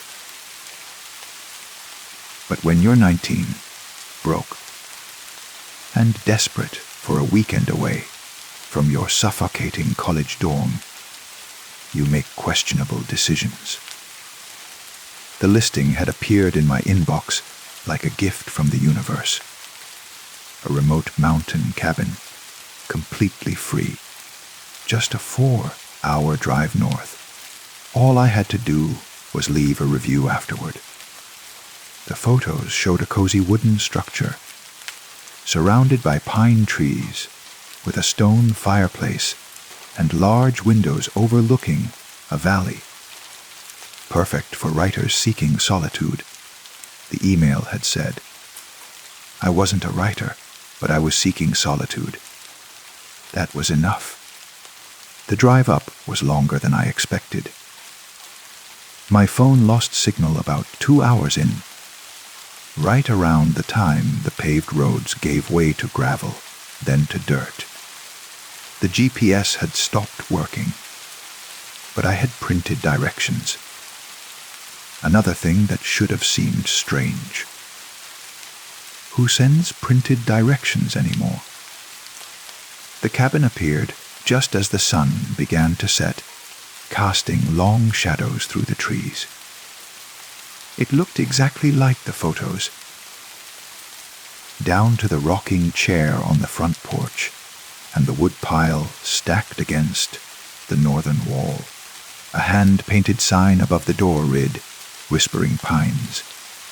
Cute, I thought. Almost too cute. Inside, the cabin smelled of cedar and something else. Something faintly metallic that I couldn't quite place. The main room was open concept, with the promised stone fireplace dominating one wall. A small kitchenette occupied the back corner, and a lofted bedroom was accessible by a ladder. Everything was clean, almost sterile. No personal touches, no books on the shelves, no photographs on the walls. Just furniture and emptiness. I dropped my bag on the couch and noticed a welcome basket on the kitchen counter. Inside, matches, candles, a bottle of wine, and a handwritten note on cream-colored cardstock. Welcome to Whispering Pines. It read in elegant cursive, Please make yourself at home. Wi-Fi password is written on the router. Enjoy your stay. Remember, you're never truly alone in the woods. I laughed at that last line. Typical spooky cabin aesthetic. People loved that sort of thing. The router sat on a shelf near the fireplace. I found the password written on a label underneath. A small Fohawk Maure. All caps, no spaces. Weird, but whatever. I connected my phone, grateful to have internet again, and ordered a pizza before, remembering I was in the middle of nowhere. I canceled the order. That first evening passed uneventfully. I made pasta on the gas stove, drank some of the wine, and settled in front of the fireplace with a book I'd been meaning to read.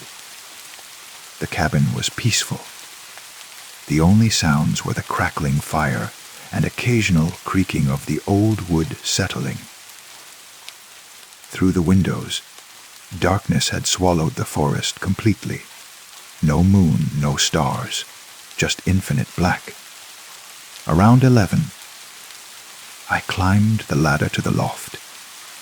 The bedroom was small but comfortable,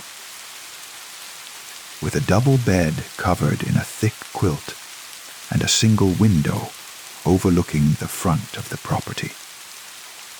I changed into my sleep clothes and was about to get into bed when I noticed something odd about the room's geometry. The wall behind the headboard seemed wrong. Too thick. I pressed my hand against it and heard a hollow echo. A false wall. I ran my fingers along the seam where it met the ceiling and found a small indentation. When I pressed it, A section of the wall clicked open like a hidden door. Behind it was darkness and a smell. That metallic smell from earlier, stronger now. I used my phone's flashlight to peer inside. It was a narrow space, maybe 3 feet deep, running the entire length of the bedroom. And covering every inch of the walls were screens. Monitors of all sizes, at least 20 of them, all currently dark. Below them, a desk with multiple keyboards. A mixing board with countless switches and dials, and what looked like professional recording equipment. Red lights blinked on several devices, indicating they were powered on waiting. My heart began to pound. I stepped into the hidden room, my flashlight beam dancing across the equipment. This wasn't just someone's tech hobby. This was a production setup, a sophisticated one. Then I saw the labels on the switches. Kitchen Cam 1, Kitchen Cam 2, Living Room North, Living Room South, Bedroom Main, Bedroom Alt, Exterior Front, Exterior Back, Bathroom, cameras. The cabin was filled with cameras. I stumbled backward, my mind racing. The welcome note. A smell. Kamar. It wasn't a joke. It was a warning. Or a taunt. I wanted to run, to grab my keys and drive away immediately. But something stopped me. Call it curiosity. Call it stupidity. I reached out and flipped one of the switches labeled Living Room North. The screen above it flickered to life, showing a perfect view of the main room downstairs. I could see the fireplace, the couch where I'd been sitting, the empty wine glass on the coffee table. The angle was from above, near the ceiling. I'd never noticed the camera. They must have been tiny, expertly hidden. I flipped another switch. Bedroom main. The screen showed the loft bedroom from the corner. The bed, the window, and the hidden door I'd just opened. I was visible on the screen, a figure bathed in phone light, staring at monitors. Someone could see me, right now. Someone could be watching. I frantically flipped off both switches and closed the hidden door. My hands were shaking. I needed to think. I needed to understand what was happening. The Wi-Fi. If the cameras were on, they were probably streaming somewhere. I grabbed my laptop from my bag and started running network diagnostics. It took me 20 minutes, but I found it. Massive data, upload in progress, multiple streams, encrypted. The cabin wasn't just recording. It was broadcasting live. To where? To whom? I opened my browser and started searching. Whispering Pines cabin. Hidden camera cabin rental. Streaming cabin. Nothing relevant appeared. Then I remembered the email, the listing that had brought me here. I searched my inbox, but the message was gone. Not in trash, not in archives. Completely deleted, as if it had never existed. Fear was giving way to anger now. Someone had lured me here. Someone was watching me. But why? I decided to search for the cabin's address combined with live stream and dark web. Terms I barely understood, but had heard about in true crime podcasts. I used a Tor browser I'd downloaded for a computer science class and started searching. It took an hour, but I found it. A website, sleek and professional with a black background and red text. At the top, THE Kebiain Keliar, CSON 3.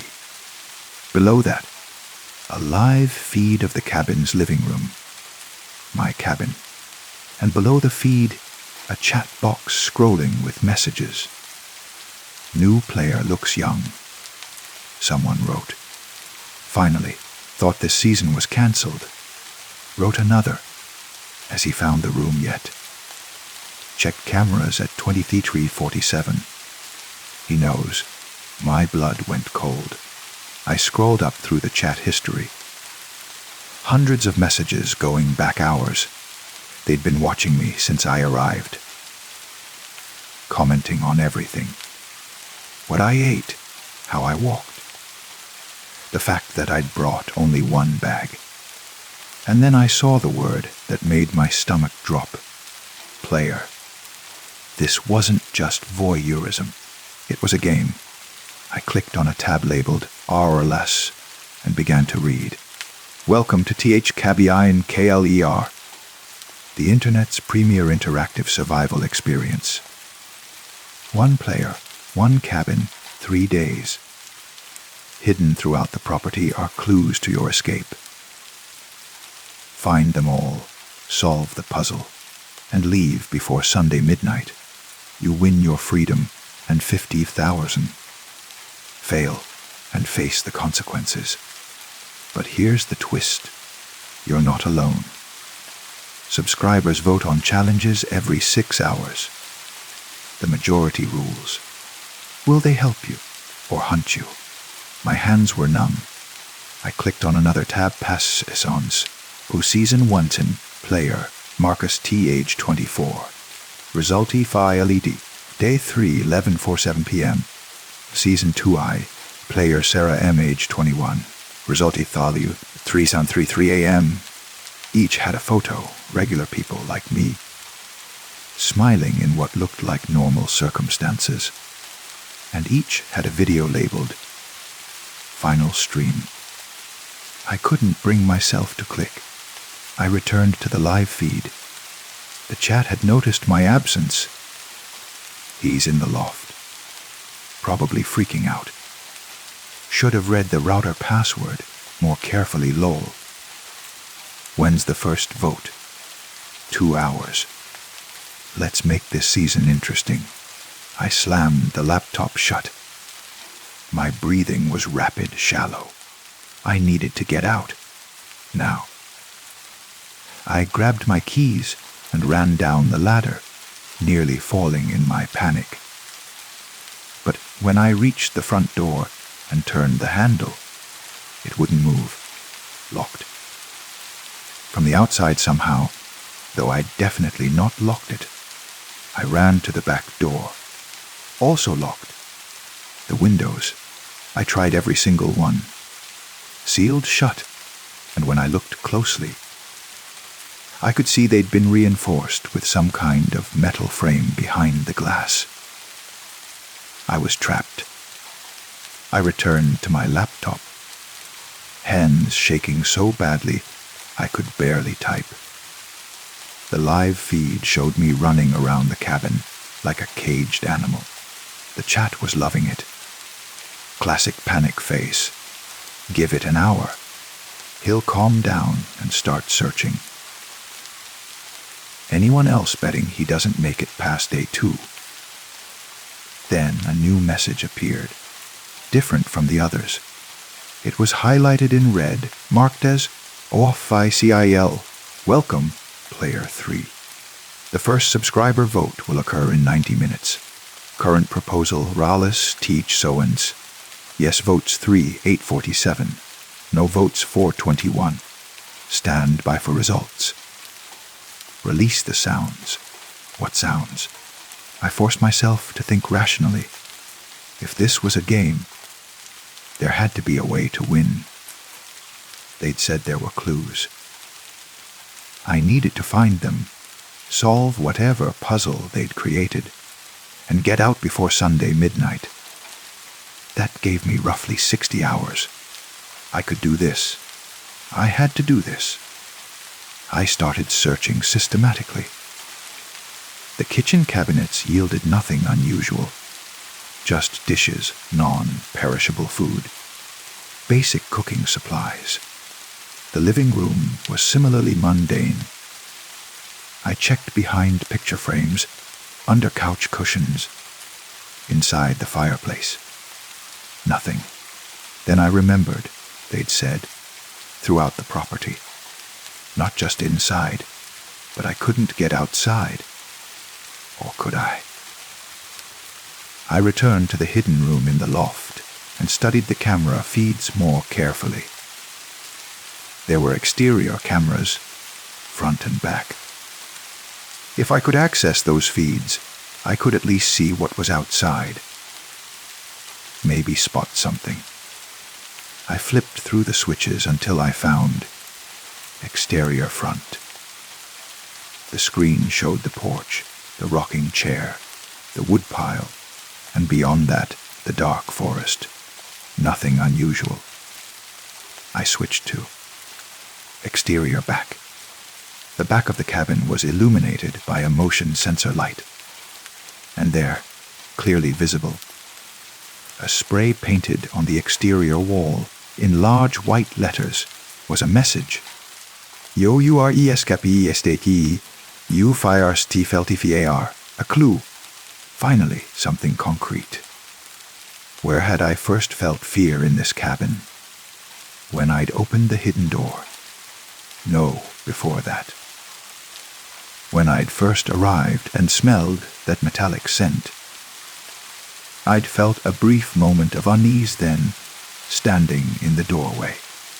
I rushed back downstairs and stood in the exact spot where I'd first entered. I looked up, down, all around. Nothing obvious. I pressed on the floorboards. One of them felt slightly loose. I pried it up with my fingernails, and underneath, wrapped in plastic, was a small brass key attached to a note. Congratulations on finding clue 1 of 5. This key opens something you haven't discovered yet. Keep searching. Time is running. The architect. Was that who'd created this nightmare? A chime sounded from my laptop. I ran back upstairs. The vote results were in.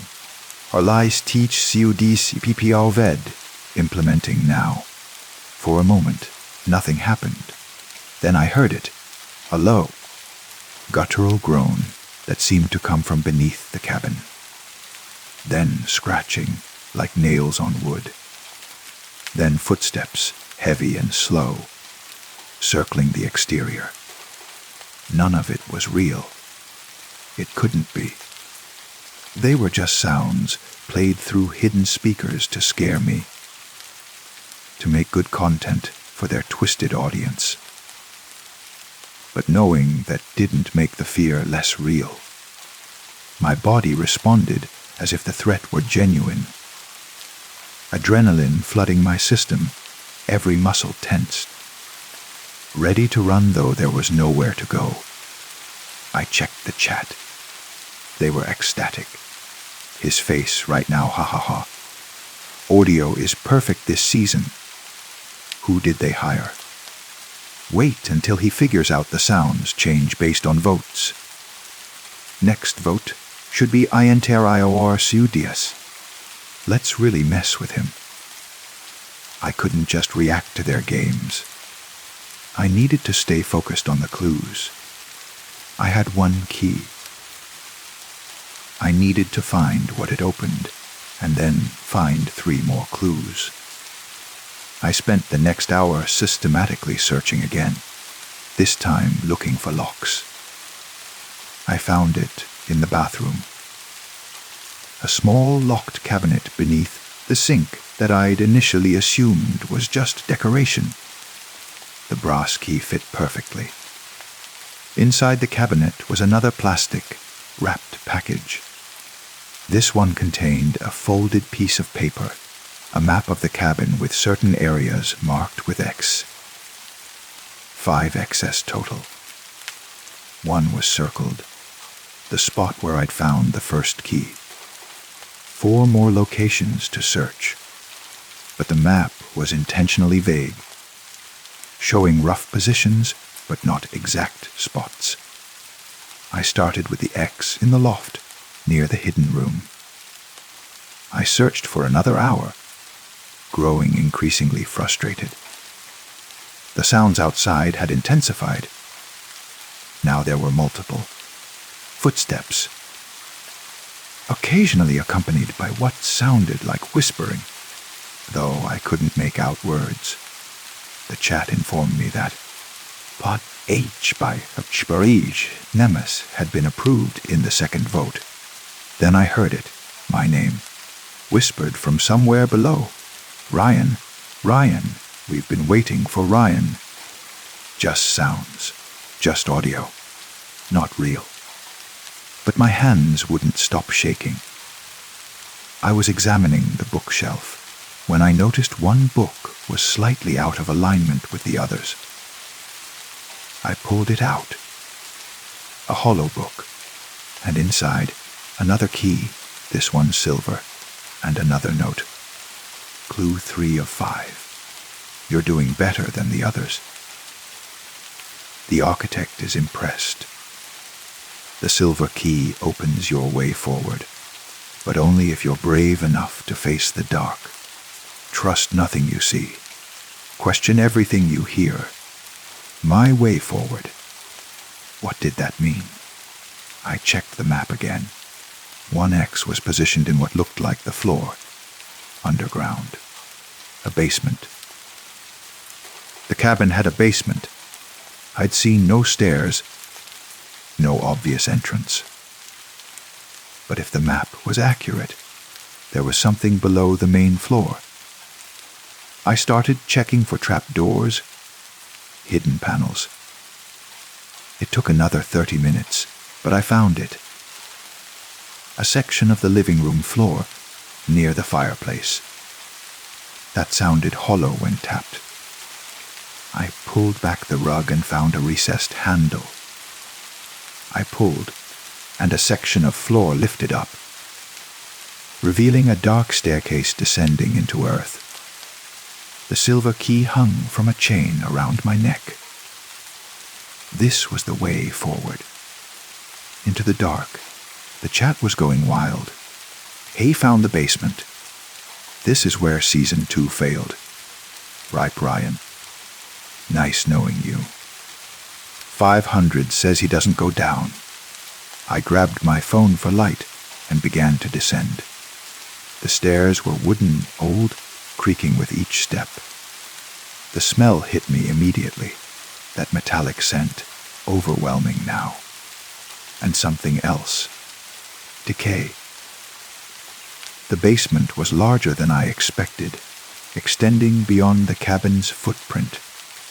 The walls were earth and stone, supported by wooden beams, and scattered throughout were props. That's the only word for them. A mannequin dressed in torn clothes, positioned in a corner. Fake blood splattered on the walls. A table with leather straps. A meat hook hanging from a beam. It was a horror movie set, designed to terrify, to make compelling content for the stream. But in the center of the room, a spotlit by a single hanging bulb, was a metal box with a silver keyhole. I approached cautiously, my phone light sweeping across the macabre decorations. None of it was real. None of it could hurt me. Just props. I inserted the silver key and opened the box. Inside was a smartphone. Not mine. A different one. Already powered on. A video began playing automatically. It showed the cabin, but from months ago, with different furniture. And there was someone inside. A young man, maybe mid-20s, frantically searching through rooms. The timestamp showed it was late at night, day 3 of his game. He found something. a door I hadn't seen in my version of the cabin. He opened it, stepped through, and the video cut to static. Then text appeared on the screen. Marcus didn't escape. Sarah didn't escape. But you're smarter than them, aren't you, Ryan? You found clue 4 of 5. The final clue is personal. Check your messages.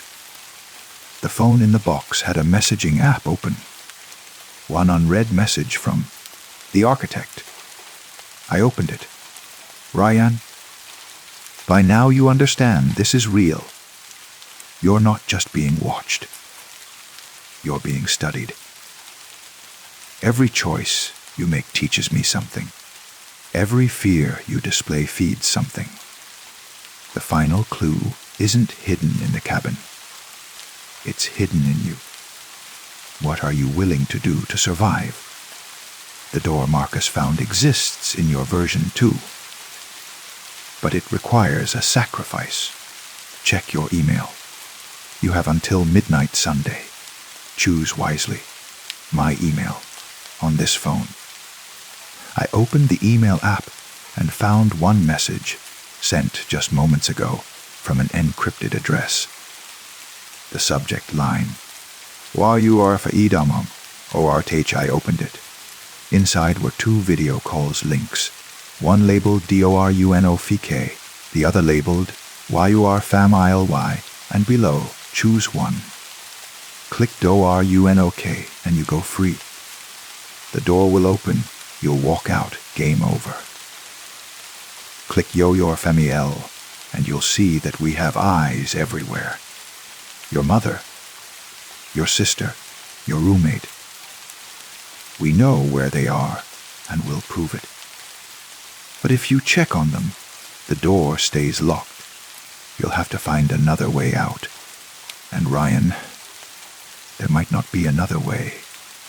So choose your freedom or their safety. You have 5 minutes to decide. A timer appeared at the bottom of the screen. 459. 400A. This couldn't be real. They couldn't actually have access to my family.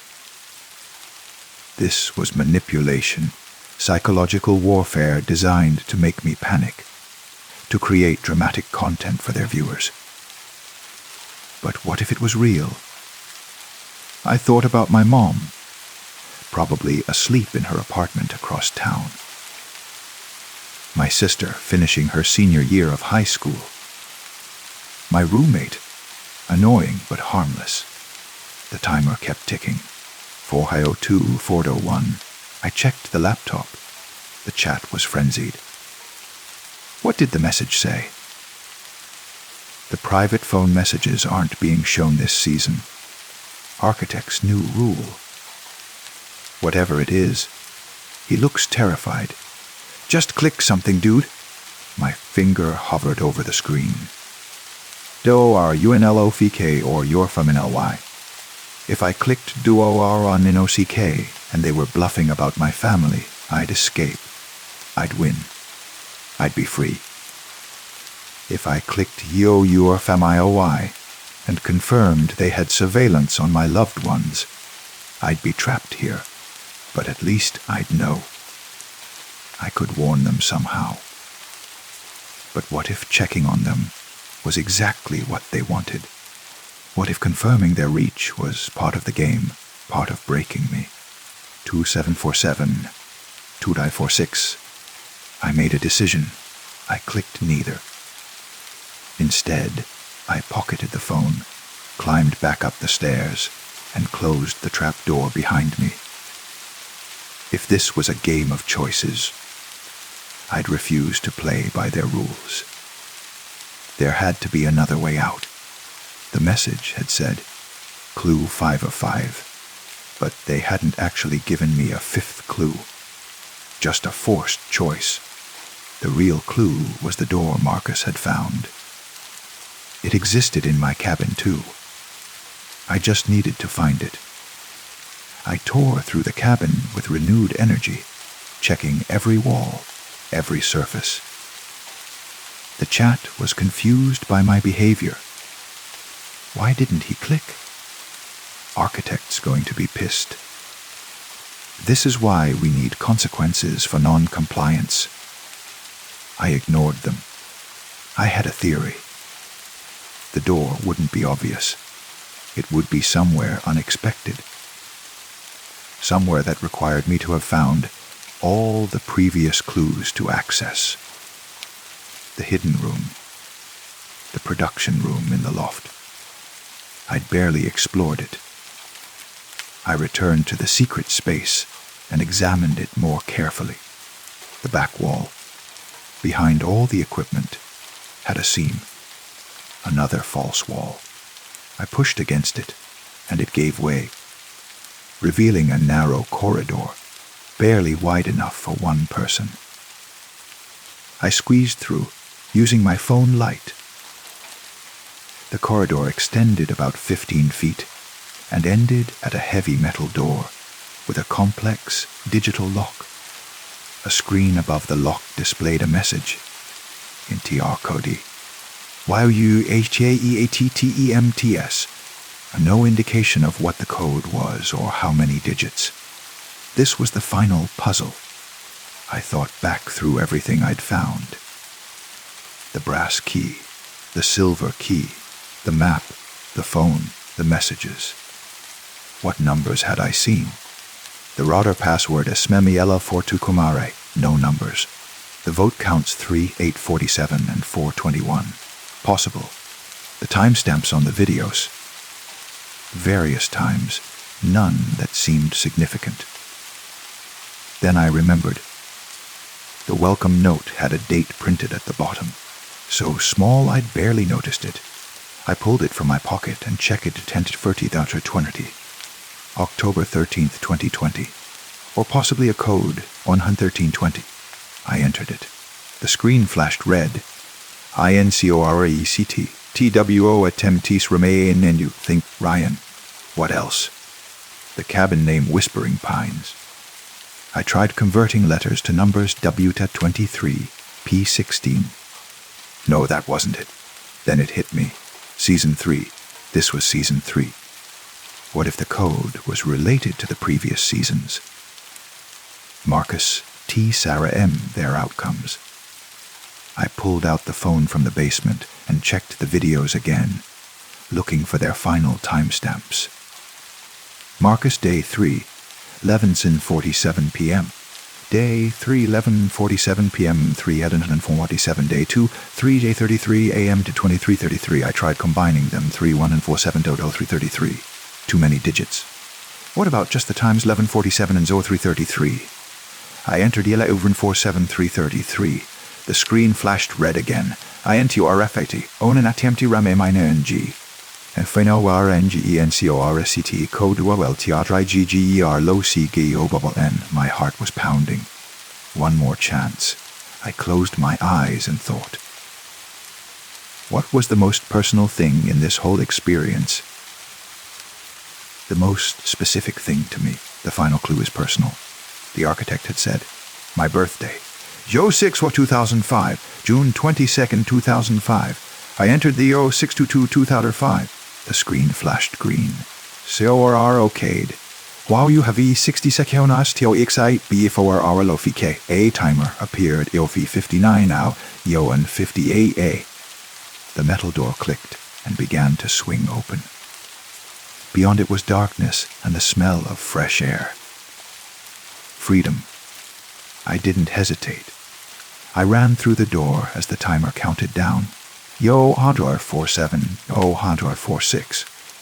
I found myself in a tunnel, sloping upward, natural stone walls. I ran, my phone light bouncing. The tunnel twisted and turned. Jo 131, Yo 31. Behind me, I heard a loud mechanical grinding. The door was closing, regardless of the timer. Zo an Ian, Zo 150. The tunnel ended at a wooden hatch above my head. I pushed it open and climbed out into the night forest. Stars above. Cold air. The sound of wind through pines. I was out. I ran through the trees, branches tearing at my clothes, until I found a road. My car was nowhere in sight. Probably still parked at the cabin, but I didn't care. I ran down the road until I saw headlights approaching. I flagged down the car. An elderly couple who looked alarmed at my appearance, but agreed to drive me to the nearest town. At a gas station, I borrowed a phone and called my mother. She answered on the third ring, groggy but fine. I called my sister, also fine, annoyed that I'd woken her up. My roommate's phone went to voicemail, but his social media showed he'd posted a photo an hour ago. Very much alive and well. They'd been lying. The architect had been bluffing about having surveillance on my family. It had all been psychological manipulation. I gave a statement to the police, though I could barely explain what had happened. They drove out to the cabin coordinates I provided, but according to their report, there was no cabin there. Just empty forest. No structure, no road leading in. Nothing. The website disappeared from the dark web within 24 hours of my escape. No trace. No archive. The email that had started everything never existed in my inbox. But sometimes, late at night, I'll get notifications on my phone. Just a single emoji, and I know they're still watching.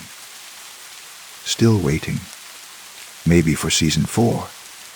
The last message I received, 3 weeks after my escape, contained only one line. You won the game, Ryan. But did you really escape? I don't know the answer. I never went back for my car. Story 5. The walls in my apartment have always been thin. Too thin. I've grown accustomed to the mundane soundtrack of my neighbors' lives. The muffled television shows, the occasional argument, the rhythmic creaking of furniture being rearranged. But tonight, the sound that woke me was different. It was a scream, sharp and desperate, cutting through the darkness like a blade through silk. I sat up in bed, my heart hammering against my ribs. The digital clock on my nightstand read 3:17 a.m., its red numbers glowing like embers in the dark. The scream came again, a young woman's voice, high-pitched and terrified, coming from the apartment next door. Unit 4B, the one that had been vacant for weeks. Or so I thought. I pressed my ear against the shared wall, the plaster cool against my skin. The texture was rough, almost grainy, and I could feel the faint vibrations of sound traveling through it. She was crying now, sobbing in great, gasping breaths. Then came the words, distorted but unmistakable. Please, somebody help me, please. My fingers fumbled for my phone on the nightstand, knocking over a glass of water in the process. The liquid spread across the wood surface, cold and deliberate, but I barely noticed. I dialed 911. My thumb shaking so badly I had to try twice. The operator's voice was calm, almost robotically so, asking for my address, asking what I heard. I told her everything. The screams, the pleading, the apartment that should be empty. Officers are on their way, she said. Stay in your apartment. Do not attempt to intervene. But the screaming had stopped. The silence that followed was somehow worse, thick and suffocating, like the air before a thunderstorm. I couldn't just wait. What if she was hurt? What if someone was hurting her right now, in the quiet? I grabbed my baseball bat from the closet. I'd bought it after a string of break-ins in the neighborhood last year, but had never actually used it. The wooden handle felt solid in my grip, grounding me. I stepped into the hallway. The fluorescent lights, buzzing overhead with that particular frequency that always made my teeth ache. The beige carpet beneath my bare feet was worn and stained in places I tried not to think about. Unit 4B's door was exactly like mine. Generic, painted a color somewhere between beige and gray, with a brass number that had started to tarnish. I knocked softly at first, then louder. "Hello. Are you okay in there?" My voice sounded strange in the empty hallway, too loud and too quiet at the same time. No answer. I tried the doorknob, expecting it to be locked. It turned easily, smoothly, as if it had been oiled recently. The door swung open into darkness, and a smell wafted out. Not unpleasant, exactly, but strange. Like old books and rain and something metallic I couldn't quite place. "Hello." I called again, reaching for the light switch just inside the doorway. My fingers found it, flipped it up. Nothing happened. I flipped it again. Still nothing. Using my phone's flashlight, I stepped inside. The apartment was completely empty. Not just empty of people. Empty of everything. No furniture, no curtains, no signs anyone had ever lived here. The beam of my flashlight cut through the darkness, illuminating bare walls and hardwood floors thick with dust. My footsteps echoed as I walked through the living room, checking the kitchen, the bathroom, the bedroom. Nothing. No one. But in the bedroom, I found something that made my blood run cold. On the floor, in the dust, there were marks. Not footprints exactly, but impressions. As if someone had been lying there, curled up in a fetal position. And around these impressions, scratched into the dust in shaky, desperate letters, were words. Seien, Oyushi Armimi. I stumbled backward, my phone nearly slipping from my sweating palm. That's when I heard the sirens outside, their wailing growing louder as they approached. The police were here. Thank God, the police were here. 2 officers arrived. A man and a woman, both looking tired but alert. I explained everything again, showing them the apartment. The marks in the dust, the scratched message. They photographed everything, their camera flashes momentarily banishing the shadows. The male officer, whose name tag read Morrison, kept his expression carefully neutral, but I saw the way his partner, Officer Chen, frowned when she saw the message in the dust. "You said the apartment has been vacant?" Morrison asked, his pen poised over his notepad. "For weeks, maybe a month.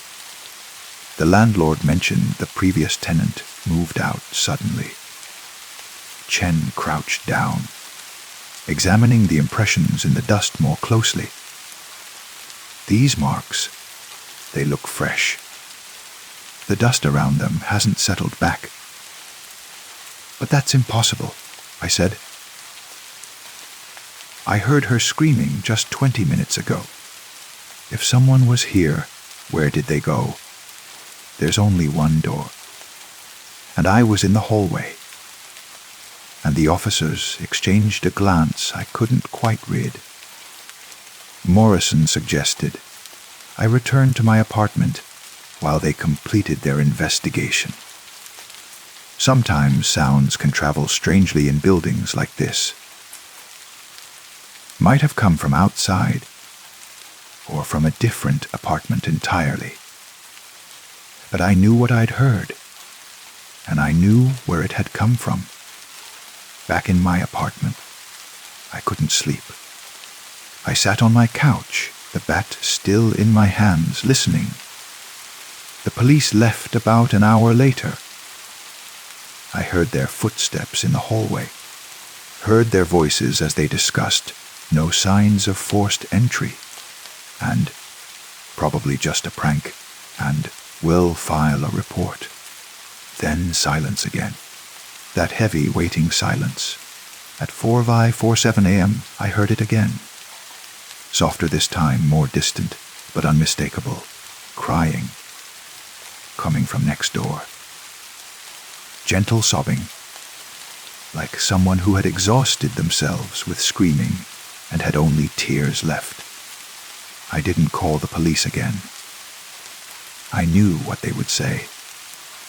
Instead, I pressed my ear against the wall once more, my breath fogging against the cold plaster, and I heard her whisper, so faint I almost convinced myself I'd imagined it. I've been calling for so long. Why won't anyone help me? I can hear you, I whispered back, feeling foolish but unable to stop myself. I called the police. They're looking for you. The crying stopped abruptly. For a moment, there was nothing. Then 3 slow, deliberate knocks on the wall, right where my ear was pressed. I jerked back, my heart racing. Can you really hear me? Her voice came again, clearer now, tinged with something that might have been hope, or might have been something else entirely. No one else has been able to hear me, not for such a long time. How long have you been there? I asked, my voice barely above a whisper. A pause. Long enough that I thought she might not answer. Then, I don't know anymore. Days, weeks. It all runs together in the dark. I came to see the apartment, you know. I was thinking of moving in. The landlord was supposed to meet me, but he never showed up. And then, I couldn't find the door anymore. I searched and searched, but it was like the walls just went on forever. My mouth went dry. The apartment is empty. There's no one there. The police just checked. I know, she said, and now there was definitely something wrong with her voice. A flatness, a distance, like she was speaking from the bottom of a very deep well. I saw them. I saw you. You were all looking right at me, and you couldn't see me. I was screaming, and you couldn't hear me. Except, you did hear me, didn't you? Just now. You heard me screaming. Yes, I breathed. I heard you. That means it's working, she said, and I could hear the smile in her voice now, though it wasn't a pleasant sound. That means the walls are getting thinner. Soon, everyone will be able to hear. Soon, everyone will know we're here. We. The word came out as barely a whisper. Oh yes. There are so many of us. In the walls, in the spaces between. All the people who got lost in the empty apartments. The vacant buildings, the places that are nowhere and everywhere at once. We've been calling and calling, but the walls were too thick. No one could hear us, but you heard me. You're the first one in so long. I pulled away from the wall, but her voice followed me, seeming to come from everywhere now. from the walls, from the floor, from the very air around me. "Don't go," she pleaded. "Please don't stop listening. You're my only connection. If you stop listening, I'll fade away completely. I'll become like the others, just echoes in the walls, just whispers in the plaster. Please." I grabbed my phone, my keys, my wallet. I had to get out of this apartment, out of this building. As I reached for the door, I heard her voice one last time. And this time it wasn't coming from next door. It was coming from inside my own walls, from inside my own apartment. "It's too late," she whispered. "You listened too long. Now you're starting to fade too. Can you feel it? That sensation like you're not quite real, like you're not quite here. That's what happens when you hear us.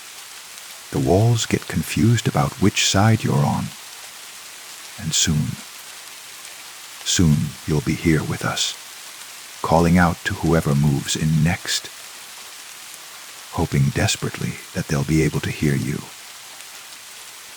I yanked open my door and ran into the hallway.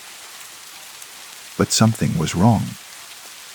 The hallway was longer than it should be, stretching out in both directions into a darkness that the fluorescent lights couldn't quite reach. The numbers on the doors were wrong, too. 4B, 4B, 4B. Every door was 4B, repeating endlessly down the corridor. I ran anyway, choosing a direction at random, my bare feet slapping against the carpet. Behind me, I could hear doors opening, one after another. Click, click, click, click, and voices spilling out, dozens of voices, hundreds, all calling, all pleading. "Can you hear me? Please, can you hear me? Help me, I'm lost. I can't find the way out. Please help me." I don't know how long I ran. Eventually, I found a door that wasn't 4B. It was 4A, my apartment, my number. I fumbled with my keys, my hands shaking so badly I could barely get the key in the lock. Finally, I managed it, throwing myself inside and slamming the door behind me. The silence was immediate and absolute. I leaned against the door, gasping, my heart pounding so hard I thought it might burst. Slowly, carefully, I looked around my apartment. Everything was as I'd left it. The spilled water on the nightstand, the rumpled sheets on my bed, the baseball bat lying on the couch where I'd dropped it. But something felt different. Wrong. Like I was looking at a photograph of my apartment, rather than the actual place. Like everything was slightly flat, slightly unreal. I walked to the window and looked out at the street below. It was still dark, but the streetlights were on, and I could see a few early morning joggers starting their routes. Normal. Everything looked normal. Except I pressed my hand against the window glass. It should have been cold, but I couldn't really feel it. I looked down at my hand, flexing my fingers. They moved normally, looked normal, but there was something off about the sensation. Like there was a thin layer of something between me and the world, separating me from reality by the thinnest of margins. I pulled out my phone to call someone, anyone, but when I unlocked it, the screen showed no signal, no Wi-Fi, no connection to anything. The time had stopped at 3:17 a.m. That's when I understood. I walked to the wall I shared with Unit 4B and pressed my ear against it, even though I knew what I would hear. Nothing. Complete silence. Because I wasn't on the side that could hear anymore. I was on the other side now, the side that does the calling. I tried the door again, but this time when I opened it, I didn't see the hallway. I saw only darkness, deep and endless. I slammed it shut and tried the window, but it wouldn't open, wouldn't even budge. As if it had been painted shut, or was simply part of a picture on the wall. I'm writing this now on my phone, even though I know no one will ever read it. There's no internet here, no connection to the outside world. But I have to write it anyway, have to document what happened, because maybe, someone will find it somehow. Maybe it will seep through the walls like the voices do, like the desperate pleas of all the others who are trapped here with me. Now, I can hear them sometimes, the others. Their voices drift through the walls from all directions, all asking the same questions. Can you hear me? Is anyone there? Please help me find the way out. And sometimes, when it's very quiet, I hear someone in the apartment next to mine. My old apartment 4A, where someone new must have moved in. I hear them living their life, hear the mundane sounds of normalcy. Television, footsteps, running water. And I call out to them, press my mouth against the wall and scream and plead and beg, hoping that maybe, just maybe, they'll be able to hear me like I heard her. But they never do. The walls are too thick from this side. We can hear them perfectly. Every word, every sound, every breath. But they can't hear us at all. Unless the walls get thin enough. Unless we call loud enough, long enough, desperately enough. Then maybe, just maybe, someone will hear. And when they do, when they press their ear against the wall and listen, really listen, then the walls will start to get confused again about which side they're on. And then we'll have company. Then we won't be so alone in the spaces between. So I keep calling. We all keep calling, waiting for someone to hear us, waiting for the walls to get thin enough. Listen carefully tonight, when you're lying in your bed in the dark. Listen to the sounds your building makes, the creaks and groans, the distant noises from other apartments. And if you hear something that sounds like a voice, like someone calling for help, maybe don't listen too closely. Maybe don't press your ear against the wall. Maybe don't try to help. Because the walls are always listening, and they're always looking for someone new to join us. Always. Story 6. The pressure gauge reads 300 feet. I check it twice, the way Marcus taught me during certification. Always check twice. The numbers glow a soft green against the endless blue, black that surrounds me. My breathing echoes inside the helmet, rhythmic and hollow like a heartbeat that doesn't quite belong to me anymore. The wreck of the SS Meridian lies another 50 feet below, a dark shape emerging from the murk like a sleeping giant.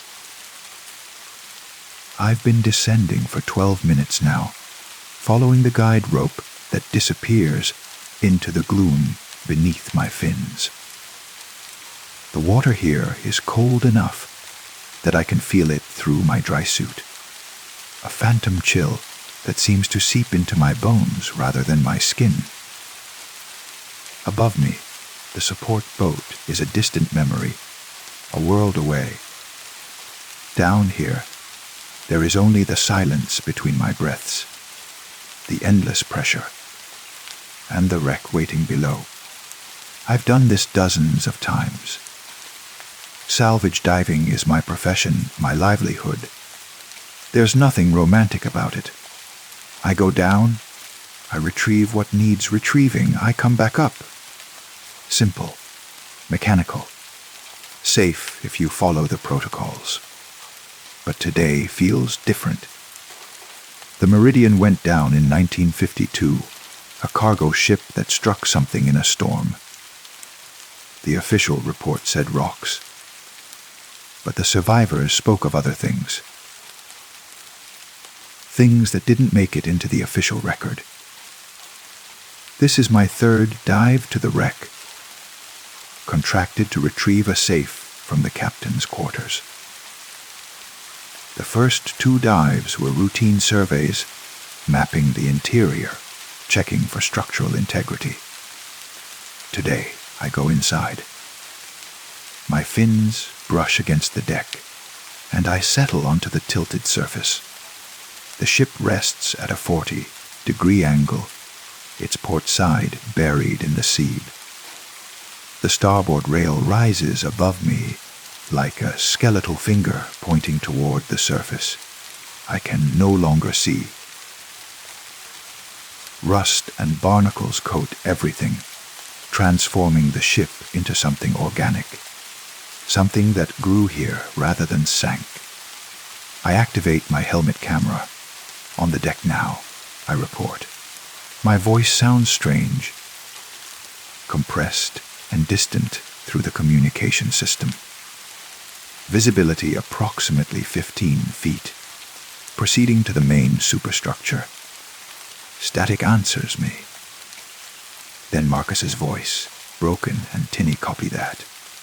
You're 5 minutes. Come back. Repeat that. I ask, but there's only static now. A hissing emptiness that might be the ocean itself breathing. I check my equipment. Oxygen good. Pressure stable. Everything functioning normally. Communication failures aren't uncommon at this depth. I'm trained for this. I continue alone. The doorway to the interior gapes like a mouth. My light cuts through the darkness inside, illuminating a corridor that stretches into the heart of the ship. Sediment drifts in my light beam, like snow falling upward. I pull myself through the opening, my tanks scraping against the frame with a sound that reverberates through the water, through my suit, through my chest. Inside, the ship is a cathedral of decay. Corridors branch in directions that feel wrong, that don't match the blueprints I studied. But ships change underwater. They settle, they shift, they become labyrinths. I've seen it before. The captain's quarters are 2 decks up, or down, given the angle. I consult my wrist compass and begin swimming through the narrow passage. My light catches details a shoe impossibly preserved. A coffee cup still sitting on a tilted table. A doorway that leads to a cabin where a bed hangs from the wall like a gallows. I don't look too closely at these things. You learn not to in this work. Something moves in my peripheral vision. I spin. Light cutting through the water, but there's nothing there. Just sediment swirling in the current created by my movement. Just the endless particulate matter that fills these dead spaces. Just my imagination, sparked by too many hours alone in the dark. But my heart rate has increased. I can hear it now, separate from my breathing, a rapid percussion that shouldn't be there. I force myself to breathe slowly, deeply. Panic at this depth is death. Marcus's first lesson. I continue forward. The stairwell is blocked by a collapsed ceiling panel. I have to squeeze through a gap, barely wider than my tanks. The metal groaning around me as I push through.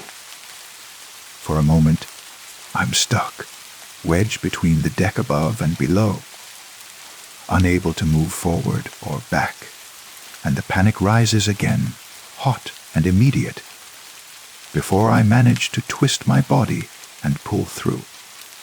I emerge into a larger space. The officer's mess, according to my mental map. Tables bolted to the floor extend at impossible angles. Chairs float and settle, caught in some slow motion dance. And on the far wall, I see something that stops me cold. Scratches. Deep gouges in the metal, running in frantic patterns, like someone was trying to claw their way through the steel. The marks are fresh, or at least not covered in the same thick layer of growth as everything else. I swim closer. The scratches form patterns, not random. Deliberate words. Stielahar. My breathing accelerates despite my training. I force myself to analyze the situation rationally. The marks could be old, revealed by shifting sediment. They could be from salvage operations in the decades since the sinking. They could be. Something touches my shoulder. I spin so fast that I nearly lose my regulator. The light swings wildly, catching nothing but water, sediment. The dark spaces between bulkheads. Nothing. There's nothing here, but I felt it. The distinct pressure of fingers on my shoulder, even through the thick material of my dry suit. Marcus. I try the radio again. Marcus, do you copy? A static. Endless static that might contain words if I listen hard enough. That might be trying to tell me something important, but I can't quite make it out. I need to focus. The captain's quarters are close now. One more deck. Get the safe. Get out. Get back to the surface and the sun and the world where things make sense. The next stairwell is easier to navigate, though the angle of the ship is more severe here. I pull myself up, or is it down? Hand over hand. My fins occasionally scraping against the walls. The sound echoes strangely, multiplying, as if there are many of me swimming through many identical corridors. The captain's door is closed. Unusual for a wreck this old. Usually, everything has been forced open by water pressure or previous salvagers. But the door sits firmly in its frame, the handle intact, waiting. I grasp the handle and pull. It doesn't move. I pull harder, bracing my fins against the wall. Nothing. It's locked, or swollen shut, or... The handle turns by itself. The door swings open slowly, ponderously, revealing the darkness beyond. My light seems weaker suddenly, unable to penetrate more than a few feet into the room. I can make out the edges of a desk, a chair, a shelf still holding what might be books, impossibly preserved, and something else, a shape in the far corner, human-sized. Still, hello. The word escapes before I can stop it. Absurd in this place. The shape doesn't move, but I can see more detail now as my eyes adjust. It's wearing a uniform. Old-fashioned, like the ship. The fabric drifts gently in the current that shouldn't exist in this sealed room. It's facing the corner like a child in time out. I should leave. Every instinct screams at me to turn around and swim back the way I came. But the safe, the job, I've come too far. The safe should be behind the desk, according to the ship's records. I just need to retrieve it and go. I swim into the room, keeping my eyes on the figure in the corner. It doesn't move. Of course it doesn't move. It's probably just clothing snagged on something, or my mind interpreting shadows. The ocean plays tricks. Everyone knows that. Behind the desk, I find the safe exactly where it should be. Small, maybe 2 feet square, old-fashioned combination lock. I attach the salvage bag and prepare to cut it free from its mounting when I notice something reflected in the safe's tarnished metal surface. The figure in the corner has turned around. I spin, light up, expecting nothing, expecting an empty corner or hanging cloth. But it's there. He's there. The captain of the Meridian, according to the photographs in the case file I studied. Same uniform. Same gray beard, same deep, set eyes. Except the eyes are open. They're looking at me. And the face is moving, the mouth working, trying to speak. I'm frozen, every rational thought evaporating. This isn't possible. This isn't happening. It's nitrogen narcosis. It's oxygen toxicity. It's... The captain raises one hand, pointing at me, then at himself, then toward the door. The gesture is urgent, desperate. His mouth forms words I can't hear through the water, through the intervening space, or through the 70 years of death that separates us. And then I understand. I understand with a terrible, absolute certainty. He's trapped here.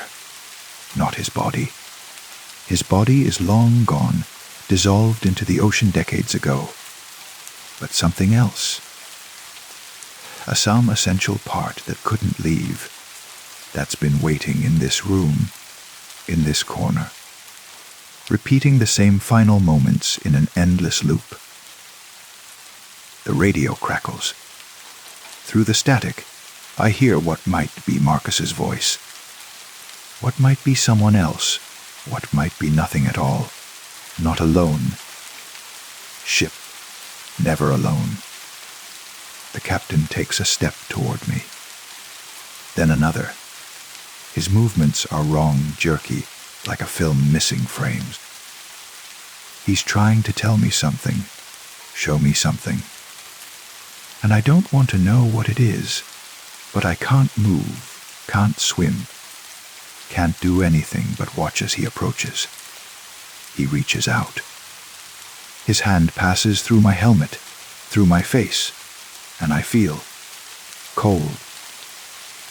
Not the cold of the water, but the cold of absolute absence, of spaces between stars, of endings that have no beginning.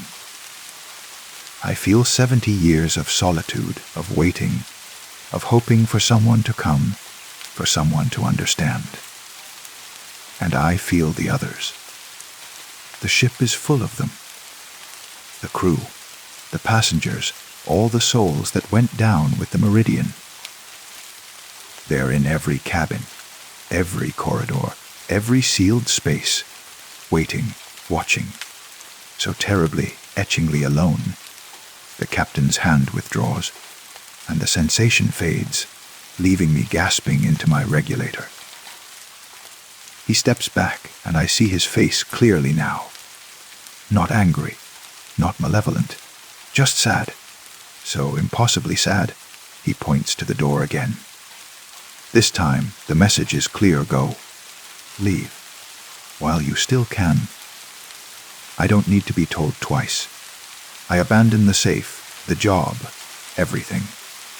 I kick toward the door, my tanks scraping against the frame. Behind me, I hear, or feel, or imagine, other doors opening throughout the ship, other figures emerging from their long vigil. The corridor seems longer now, stretching away into impossible distances. I swim hard, my breathing ragged, my heart hammering. Doorways pass on either side, and in each one I catch glimpses of shapes, of figures, of faces turned toward me with expressions I can't bear to interpret. The stairwell, the mess hall, those terrible scratches on the wall. More doors, more passages, and always the sense of movement in my peripheral vision, of things gathering just beyond the reach of my light. I burst through the main door onto the tilted deck, and the ocean feels almost welcoming after the claustrophobic horror of the interior. I check my gauges frantically. Oxygen at 20%. Too low. I've been down too long. The guide rope should be right here, but I can't find it. I sweep my light in arcs, searching, and see only empty water and the dark bulk of the ship falling away below me. The rope is gone, cut or detached, or never really there. Above me, there's only blackness. The surface might be 1,000 feet away, or 1,000,000. I can't tell anymore. Can't remember which way is up. My light catches something in the water above. The guide rope drifting free, its end frayed. But something is holding it. A hand, pale in my light, emerging from the darkness above. Then another hand. Then more. 12, 100, all reaching down toward me from the black. Or reaching up. Am I below them or above them? Is there even a difference anymore? I don't know how long I've been descending instead of ascending. Don't know if the surface is even still there, or if I've passed through into some other place, some ocean that exists beneath the ocean, where the drowned wait forever. My oxygen alarm begins to beep. 5 minutes left. Maybe less. The hands are closer now. They're not threatening. They're beckoning. Inviting. There's room here, they seem to say. Room for one more. You'll never be alone again. Isn't that what you fear most? Being alone. And I realize they're right. My whole life I've been alone. That's why I chose this work, this solitary diving into dark places. Because it was honest. Because it reflected what I've always known about myself. But they're offering something different. Company. Forever. My hand moves to my weight belt. It would be so easy. Release the weights, stop kicking. Let myself drift down into the gathering crowd below. Join the community of the drowned. Never surface again. The captain is there too, I realize. Standing on the deck, watching me with those sad, knowing eyes. He understands. He was alone too, once. But not anymore. My fingers touch the release buckle, and then I hear it. Through the static, through the impossible distance, through water and metal and death. Marcus's voice, clear for just a moment. Hold on, I'm coming. It's enough. Just those 4 words. Just the reminder that there's still someone up there, someone who cares whether I live or die.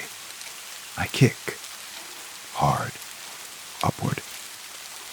I choose upward, I decide what direction means.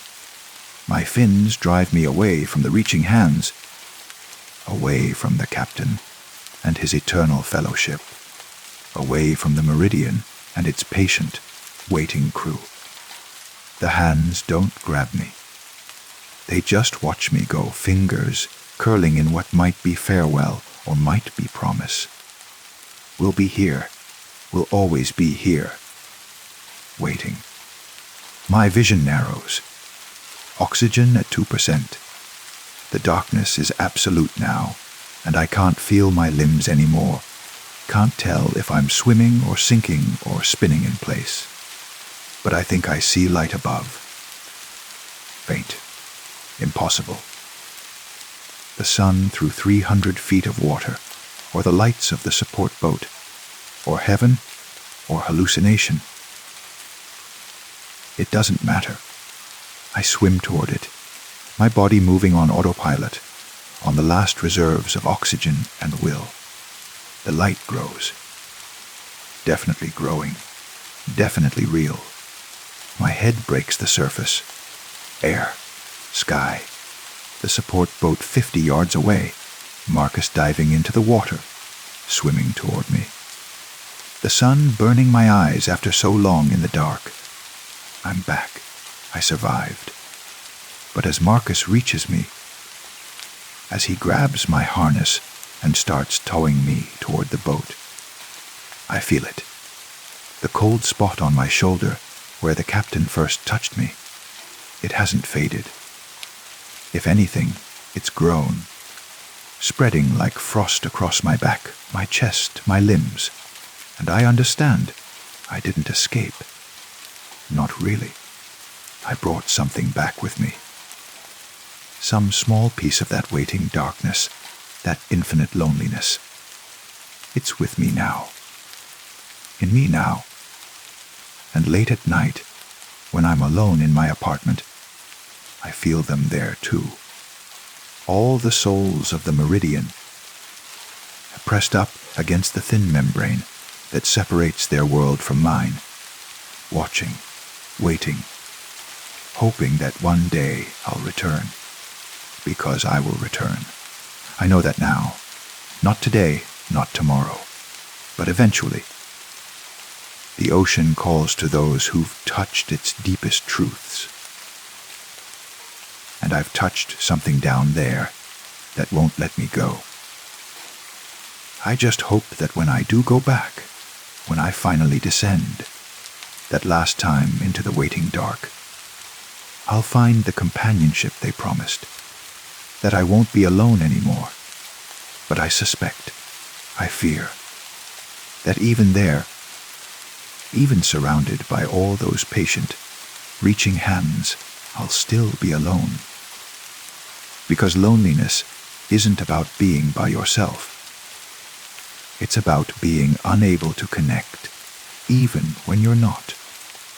And that's a depth no amount of descending can escape. Story 7. I wake to whiteness. Not the whiteness of clean sheets or fresh paint, but an absolute, consuming whiteness that seems to emanate from the walls themselves, as if they're generating light rather than reflecting it. My head throbs. I'm in a bed unfamiliar, with sheets that are neither soft nor rough, but somehow neutral, almost unnoticeable against my skin. I sit up slowly, and the room swims into focus. A hotel room. Small, minimal. A bed, a dresser. A door that must lead to a bathroom. Another door that must lead to a hallway. Everything is white or close to it. Cream walls. Beige carpet, pale wood furniture. There's no television, no phone, no clock. The single window shows only gray sky. No distinguishing features, no indication of where I might be. I try to remember how I got here. The effort produces only fog. I was somewhere, doing something, traveling. Yes, traveling. But where from? Where to? The details slip away like water through cupped hands. I check my pockets. Empty. No wallet, no phone, no keys. I'm wearing clothes that feel like mine, but don't quite look familiar. Jeans, a gray sweater, socks but no shoes. Everything clean. Neutral, unmemorable. There's a name tag on the dresser. The kind they give you at conferences or conventions. I pick it up. It says GUST in printed letters. Nothing else. No name, no event, no date. I try the bathroom door. It opens easily. Inside is the same overwhelming whiteness. White tile, white sink, white towels. I look at myself in the mirror. My face is my own. I recognize it. But I can't remember my name. The panic hits suddenly, completely. My name. I should know my name. Everyone knows their own name. It's the most basic piece of identity, the foundation of self. But when I reach for it, there's nothing there. Just empty space where certainty should be. I grip the sink, breathing hard. Think, what else do I know? I'm how old? 30s? 40s? I can't pin it down. I look at my hands, searching for clues. No ring. But there's a pale band on my left finger, suggesting there was one recently. Married. Divorced. I don't know. What's my job? Where do I live? Do I have family? Friends? Everything beyond this moment, this room, this white, walled present is gone. I splash water on my face. It's lukewarm, neither hot nor cold, and return to the bedroom. There has to be something here. Some clue to who I am and how I got here. The dresser drawers are empty. The closet holds nothing but hangers. No luggage. No personal items. No signs that anyone actually stays in this room. It's like a stage set of a hotel room, rather than an actual place where people sleep. I try the door to the hallway. It opens. The corridor beyond is long and identical to my room. White walls, beige carpet.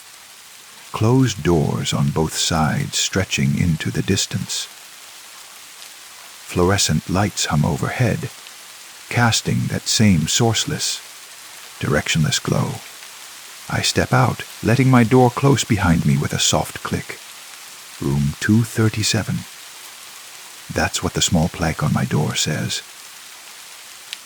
I commit it to memory, though I'm not sure why. If I can't remember my own name, why would I remember a room number? I walk down the corridor, trying other doors. All locked. I pass 238, 239, 248. The numbers increasing in both directions somehow, which doesn't make architectural sense. But there it is. At what might be the end of the hallway, I find a corner that doesn't quite turn the way geometry suggests it should.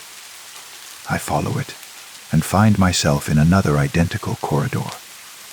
More closed doors. More numbers that don't follow logical sequence. Room 156 next to room 943 next to room 12. Hello, I call out. My voice sounds flat, absorbed by the walls, traveling no distance at all. Has anyone here? No response. Just the hum of lights and the whisper of what might be air conditioning, or might be something else. Some sound that's always been there, but I've never consciously noticed before. I keep walking, turning corners that don't quite connect, right? Passing elevators that have no call buttons and stairs that seem to ascend and descend simultaneously. The hotel is wrong in ways I can't articulate, in ways that feel intentional. Finally, I hear voices. low conversation, the clink of dishes. I follow the sounds and find a small restaurant or dining room. A few tables, most empty. 3 people sit scattered among them. A woman in a business suit, an elderly man in a cardigan, a younger person in a hoodie. They're all eating breakfast that looks somehow artificial, too perfect, like food in a magazine photograph. They look up as I enter. No recognition, but no surprise either. New arrival, the woman asks. I think so. I don't remember. How did I get here? None of us do. The elderly man says kindly, "That's how it works. You wake up and everything before is gone. But don't worry. You get used to it. Get used to it. Get used to not knowing who I am." The person in the hoodie shrugs. "You remember how to talk, how to walk, how to use a fork. Just not the personal stuff. The identity stuff. It's selective amnesia. The hotel takes what it needs. The hotel takes. What are you talking about? This is just a building. A place. It can't take anything." They exchange glances, the look of people who've had this conversation before. "Sit down." The woman says, gesturing to a chair. "Have some coffee. It helps, even though it doesn't taste like anything." She's right about that. I pour myself a cup from the carafe on the table, and it's like drinking warm water with the vaguest hint of coffee flavor. I sit. "How long have you been here?" I ask. The elderly man thinks. "Hard to say. Days? Weeks? There's no real way to mark time. No clocks. No sunlight change through the windows. You sleep when you're tired. Eat when you're hungry. And the time between is just time. But someone must run this place. Staff, management. Someone who can explain what's happening." The desk. The hoodie person says, "There's a front desk downstairs." But the clerk isn't much help. They just smile and say everything is fine. And would you like to extend your stay? Do I have a choice? "We haven't found one yet," the woman admits. All the exits lead back into the hotel.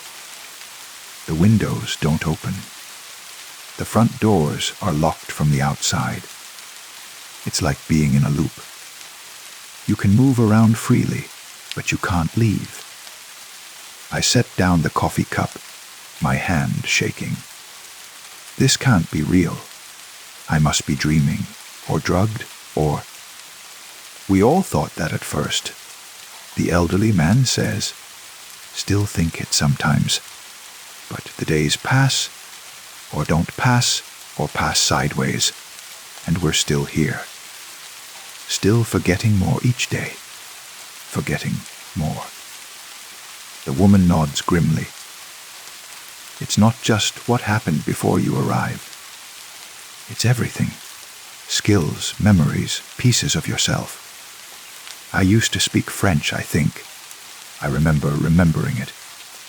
But now when I try, there's nothing there. Just empty space where a language used to be. I had children," the elderly man says softly. I'm almost certain of it. Sometimes I feel their absence like phantom limbs, but I can't remember their names. Can't remember their faces. Just the feeling of loss. The person in the hoodie doesn't volunteer what they've forgotten. They just stare into their not quite. Coffee, expression unreadable. So we're just supposed to stay here, eating flavorless food and forgetting who we are until there's nothing left. Basically. the woman says. Unless you find a way out that the rest of us haven't. Though honestly, I'm not sure I'd want to leave anymore. What's the point of going back to a life you can't remember? At least here, we're all equally empty, equally new every day. There's a terrible logic to that. If I can't remember who I was, who I loved, what I did, what would I be returning to? Just a name on documents I wouldn't recognize, a house that would feel like a stranger's, a life I'd have to relearn from scratch. But that can't be right. There must be something outside this place worth fighting for. People who know me, who are looking for me, who haven't forgotten even if I have. I stand up. I'm going to find the front desk. There has to be someone who can explain this. Good luck. The hoodie person says without looking up. I leave the dining room and wander through more impossible corridors, more geometrically nonsensical corners, until I find a staircase that might lead down. The stairs seem to number in the hundreds, descending into dimness. But I start down anyway. After what feels like both minutes and hours, I reach the bottom. The lobby is vast, much larger than the building should allow. The ceiling stretches up into shadow. The floor is polished marble or something like it, reflecting my wavering image back at me. And at the far end, behind an ornate desk that looks like it belongs in a different building, a different century, sits a figure. I approach slowly. The desk clerk, if that's what they are, looks up with a smile that doesn't quite reach their eyes. They're wearing a uniform, formal and crisp, but I can't quite focus on the details. The harder I try to see what they actually look like, the more their features slide away from perception. Welcome, they say, voice pleasant and utterly empty. How may I assist you today? I need to know what this place is, why I'm here, how to leave. This is a hotel, they say reasonably. A place of rest. You're here because you checked in. As for leaving, they consult a ledger on the desk, though I can't see any writing on its pages. I'm afraid your checkout date hasn't been determined yet. I didn't check in. I woke up here. I don't remember anything before waking up. Perfectly normal, they assure me. Many of our guests experience temporary disorientation upon arrival. It's part of the settling in process. Settling in. I don't want to settle in. I want answers. I want to know who I am. The clerk's smile doesn't waver. Identity is such a fluid concept, don't you think? Names, histories, memories. They're just stories we tell ourselves. Here at the hotel, we offer a respite from those stories. A chance to exist without the burden of past choices, past regrets, past selves. That's not a respite, that's erasure. Is there a difference? They tilt their head, genuinely curious. If you can't remember your regrets, do they still exist? If you can't recall your mistakes, did you really make them? We offer clean slates, fresh starts. Isn't that what everyone wants? Not like this. Not through forced amnesia and imprisonment. Imprisonment is such a harsh word. Think of it as extended hospitality. You're our guest. We want you to be comfortable. I want to leave. Of course. The front doors are right there. They gesture to the massive entrance doors behind me. You're free to go at any time. I turn to look at the doors. Huge, wooden, ornate. I hadn't seen them when I came down the stairs, but they're obviously there now. I walk over to them, grasp the handles, pull. Locked. They seem to be secured. I say, voice tight, "Are they?" How unusual. Perhaps try pushing. I push. Nothing. The doors are as immovable as the walls themselves. It appears there's a technical difficulty. The clerk says without concern, "I'll put in a maintenance request. In the meantime, why don't you return to your room? Rest. Relax. Let the hotel take care of you." Everyone says that at first, they reply, making a note in their empty ledger. But they adjust. They always adjust. In a day or two, you won't even remember why you wanted to leave. And that's the threat, isn't it? Not violence, not punishment. Just the slow erosion of self until I become like the others in the dining room, accepting the strangeness, forgetting that there was ever anything else. I leave the clerk and their impossible desk, heading back up the stairs. But the stairs are different now, branching in multiple directions, some going up, some going down, some seeming to do both simultaneously. I choose one at random and climb. I emerge into a corridor I don't recognize. The doors here are different colors, reds and blues and greens instead of the uniform white. I try one. It opens. Inside is a room that looks lived in. A suitcase on the bed, half unpacked. Clothes draped over a chair. A laptop on the desk, closed but present. This is someone's room, someone who still has possessions, still has a life. "Hello." I call, stepping inside. No answer. I open the laptop. It powers on immediately, no password required. The desktop is cluttered with folders, documents, photos. I open one of the photo folders at random. Images of a family. Parents, children, a dog. Happy moments captured in pixels. But when I try to look closer at any individual face, it blurs, becoming indistinct. As if the hotel itself is censoring the information. I try a document. It opens to what looks like a journal entry. Day 45, it begins. I remember less each morning. Today I couldn't recall my sister's voice. Yesterday it was my wedding anniversary. Tomorrow it will probably be something else essential. Some other piece of myself carved away by this place. The entry continues, but the words are becoming harder to read, fading into illegibility, even as I try to focus on them.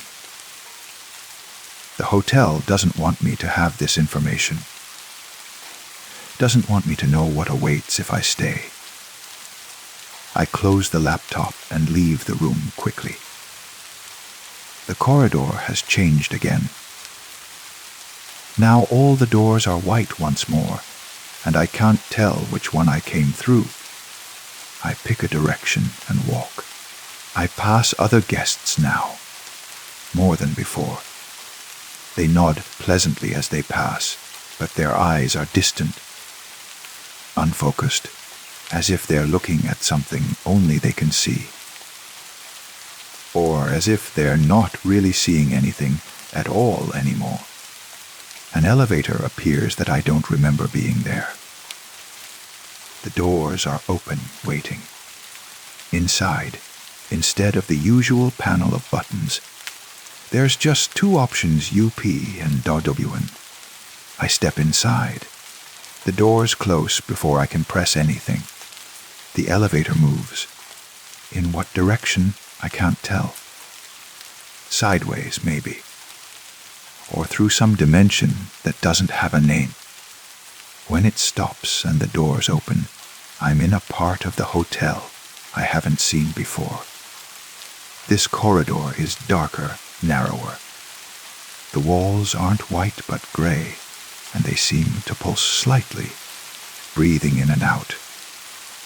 The doors here have no numbers, just symbols I don't recognize, geometric shapes that hurt to look at directly. From somewhere in the distance, I hear screaming. Not the scream of pain or fear, but of frustration, of rage, of someone who's been pushed to their absolute limit. I follow the sound. It leads me through corridors that seem to close in as I move, walls pressing closer, ceiling lowering, until I'm nearly crawling through spaces that should be impossible to navigate. Then the passage opens abruptly into a vast room. It's circular, the walls lined with doors stretching up into darkness, hundreds of them, thousands maybe. And in the center, a woman stands screaming, her hands pressed to her temples, her face contorted. "I would o'ent forged," she shouts to the empty air, to the watching doors, to the hotel itself. As she screams each fact, I watch her face change. The certainty fading, the conviction draining away like water through sand. My name is Jennifer. Jennifer, her voice weakens. I have a daughter. I had someone small, someone who needs me. I want to go to her, to help somehow, but my feet won't move. I'm frozen, watching this woman's identity dissolve in real time. I teach. I used to teach. I was someone who...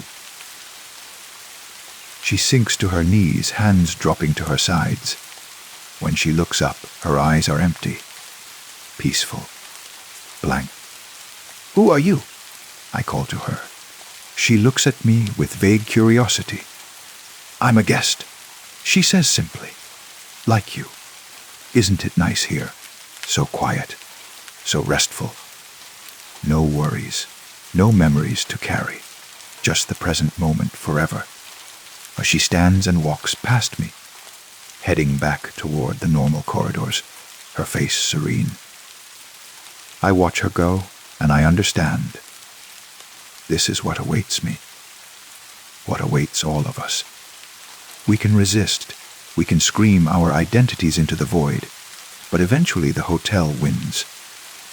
It always wins. Unless I can find whatever this place doesn't want me to find. I turn to examine the circular room more carefully. All these doors, they must lead somewhere, represent something. I choose one at random and pull it open. Inside is a memory. Not a room containing a memory, but the memory itself, rendered three-dimensional and real. I'm standing in a kitchen I recognize but can't place. A child, my child, sits at the table doing homework. Sunlight streams through windows, warm and golden. "Dad, can you help me with this math problem?" The child asks. "Dad, I'm someone's dad. I have a child." The knowledge hits me like a physical blow. How could I have forgotten this? The most important thing in my existence, and it was just gone. I step further into the memory, trying to see the child's face clearly, trying to remember their name. But the harder I focus, the more the memory blurs and distorts. The child's features become indistinct. The kitchen shifts and changes. The sunlight dims. No, I whisper. No, I need to remember this. Please. But the memory is collapsing, degrading like old film exposed to light. I stumble back through the doorway into the circular room, and the door slams shut behind me. I try another door. This memory is different. A hospital room. Someone I love is in the bed, pale and weak, and I'm holding their hand. Stay with me, I'm saying. Please stay with me. But who are they? Why can't I see their face? I move closer, desperate to understand. But again the memory fragments, reality peeling away like old paint. Door after door. I find pieces of my life.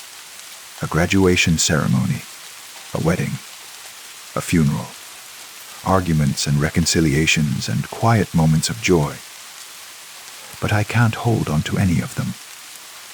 They slip through my mental fingers, leaving only the H of loss without the specificity of what's been lost. I'm crying now, tears streaming down my face, though I'm not sure who I'm crying for. The people in these memories, myself, both. Stop fighting it. I spin around. The desk clerk stands behind me, appearing from nowhere, their features still impossible to focus on. This is cruel, I say, showing me what I've lost, what I can never get back. Is it? They ask, or is it compassionate? You're being shown that your life was full of pain, loss, grief. Here, you can let all that go. Here, you can be free. That's not freedom. That's oblivion. Again, I ask, is there a difference? They step closer. You're suffering right now, grasping at fragments of a past you can't reconstruct. Wouldn't it be easier to let go? To accept the peace we're offering? Why? I ask desperately. Why does this place exist? What's the purpose? For the first time, the clerk's smile falters. Some places exist between places. Some hotels aren't buildings, but transitions, holding spaces. You're not the first to stumble into the cracks of reality, and you won't be the last. Stumble. I didn't stumble. I was taken, were you? Or did you walk here willingly, seeking escape from something you couldn't bear to remember? The question stops me cold, because suddenly I'm not sure. Was I running from something? Did I choose this erasure, even unconsciously? Is the hotel a prison or a refuge? It doesn't matter, I say finally. I want to leave. I want to remember, even if the memories hurt, even if the life I'm returning to is painful. It's mine. Mine to carry, mine to live with, not yours to take away. The clerk studies me for a long moment. Very well, they say. There is a way out. There's always a way out, for those determined enough to find it. What is it? You must find the room you checked into originally. Your true room. Not the one you woke in. That was just a waiting area. Your actual room, the one assigned to you when you first arrived. It contains everything the hotel has taken from you. Everything you've forgotten. Find that room, and you can choose to reclaim yourself. Why are you telling me this? Because few ever make it that far. They say simply. Most give up long before they find the truth. They accept the forgetting. They become permanent guests. But you're still fighting. You deserve a chance, at least. Whether you take it or waste it is up to you. They vanish, not walking away, just ceasing to be there, and I'm alone in the circular room with its 1,000 doors. One of these doors leads to my room, my real room, but which one? I start systematically opening doors, checking what's behind each. More memories, more moments from my life that I can't quite grasp. Gradually, I begin to notice patterns. Some doors show happy memories, others painful ones. Some show recent moments, others from childhood. They're organized somehow, categorized by the hotel's incomprehensible system. If I can understand the system, I can find the right door. I spend hours, days, searching, testing, learning the hotel's logic. The doors in the upper sections are older memories. The ones to the left are connected to other people, relationships. The right side is more personal, internal. Finally, I find a door that feels different, not in any way I can articulate, but in the same way you can feel someone watching you even when you can't see them. This door is aware of me, waiting for me. I open it. The room beyond is unlike any other in the hotel. It's not white or gray, but full of color, rich, overwhelming color, and it's packed with objects. Photographs pinned to every inch of wall, clothes draped over furniture, books stacked in towers, letters, documents, trinkets, mementos. Every physical piece of evidence that I existed, that I had a life. In the center of the room, on a small table, sits a folder. My name is on it, my actual name, which floods back into my consciousness the moment I see it written there. Michael Torres. I'm Michael Torres, and I'm 37 years old, and I have a daughter named Sophia, and 3 months ago, my wife died in a car accident. And the memories come rushing back like a dam breaking. The grief, the guilt, the desperate wish that I could forget, could escape the constant ache of her absence. And then the strange hotel I found online, the one that promised respite from painful memories, and my decision to check in for just one night, just to get some sleep without dreams of her. I sank into the chair, overwhelmed. I came here voluntarily. I asked for this forgetting, and the hotel gave me exactly what I thought I wanted: oblivion. But now, holding these memories again, feeling their weight, I understand the clerk's question differently. The memories hurt. They hurt terribly. The knowledge of what I've lost, who I've lost, is almost unbearable. But they're also beautiful. The 17 years I had with her, the daughter we raised together, the life we built. Yes, ended in tragedy. But it was real. It was mine. It was ours. I can let the hotel keep these memories, walk back through that door into peaceful emptiness. Or I can take them back, return to the world, and learn to live with loss instead of hiding from it. The folder contains a checkout form, 2 boxes to check, STA or LEAV. My hand hovers over the paper. This is the choice, then. Not whether I can leave, but whether I will. Whether I'm strong enough to carry my grief back into the real world. I think of Sophia. She's lost her mother. Does she even remember me? How long have I been here? Time works strangely in this place. It could be days or months or years. She needs me.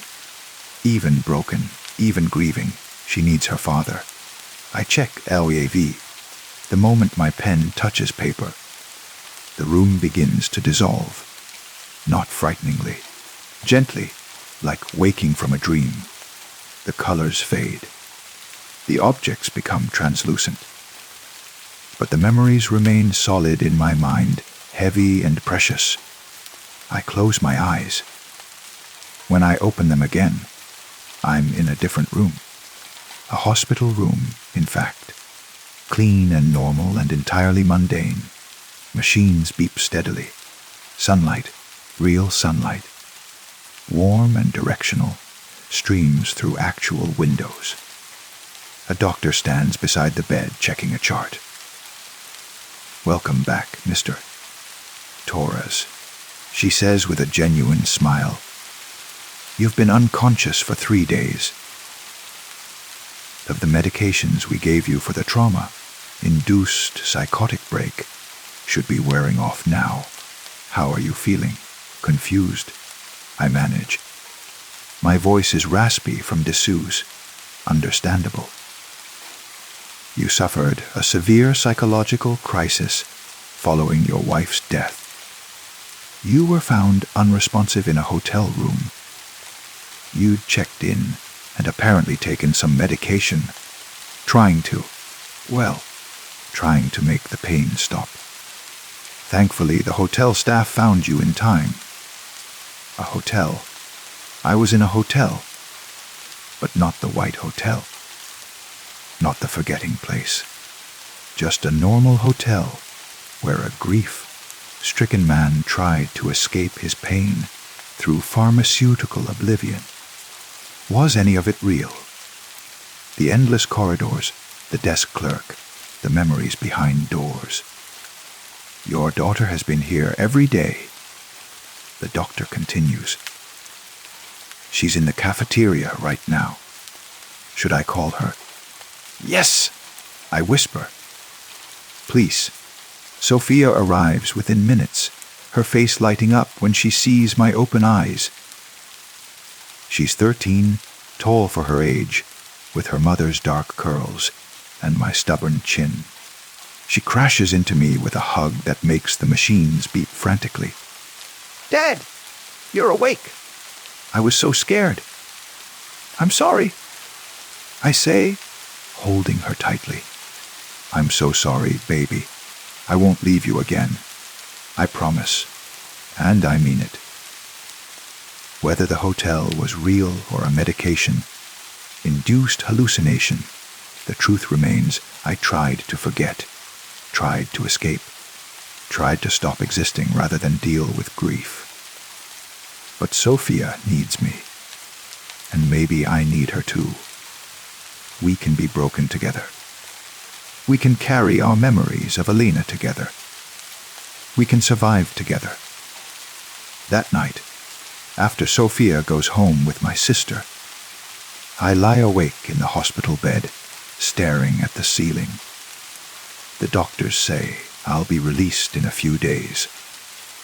There will be therapy, medication, a long road to recovery. But it's a road that leads somewhere real, not endlessly back into itself. Just before I drift off to sleep, I could swear I hear a familiar voice, pleasant and empty. "Checkout confirmed. We hope you enjoyed your stay. Remember, you're always welcome to return." I don't open my eyes, don't acknowledge it. Because whether it's real or imagined, my answer is the same never again. I'll carry my grief. I'll shoulder my memories, heavy as they are. I'll wake up every day and remember my wife and miss her terribly and somehow keep living anyway. Because that's what she would want. That's what Sophia needs. That's what it means to be human, to remember, even when forgetting would be easier. The voice fades. The room is silent except for the honest beeping of medical equipment and the distant sounds of nurses making their rounds. I close my eyes and sleep.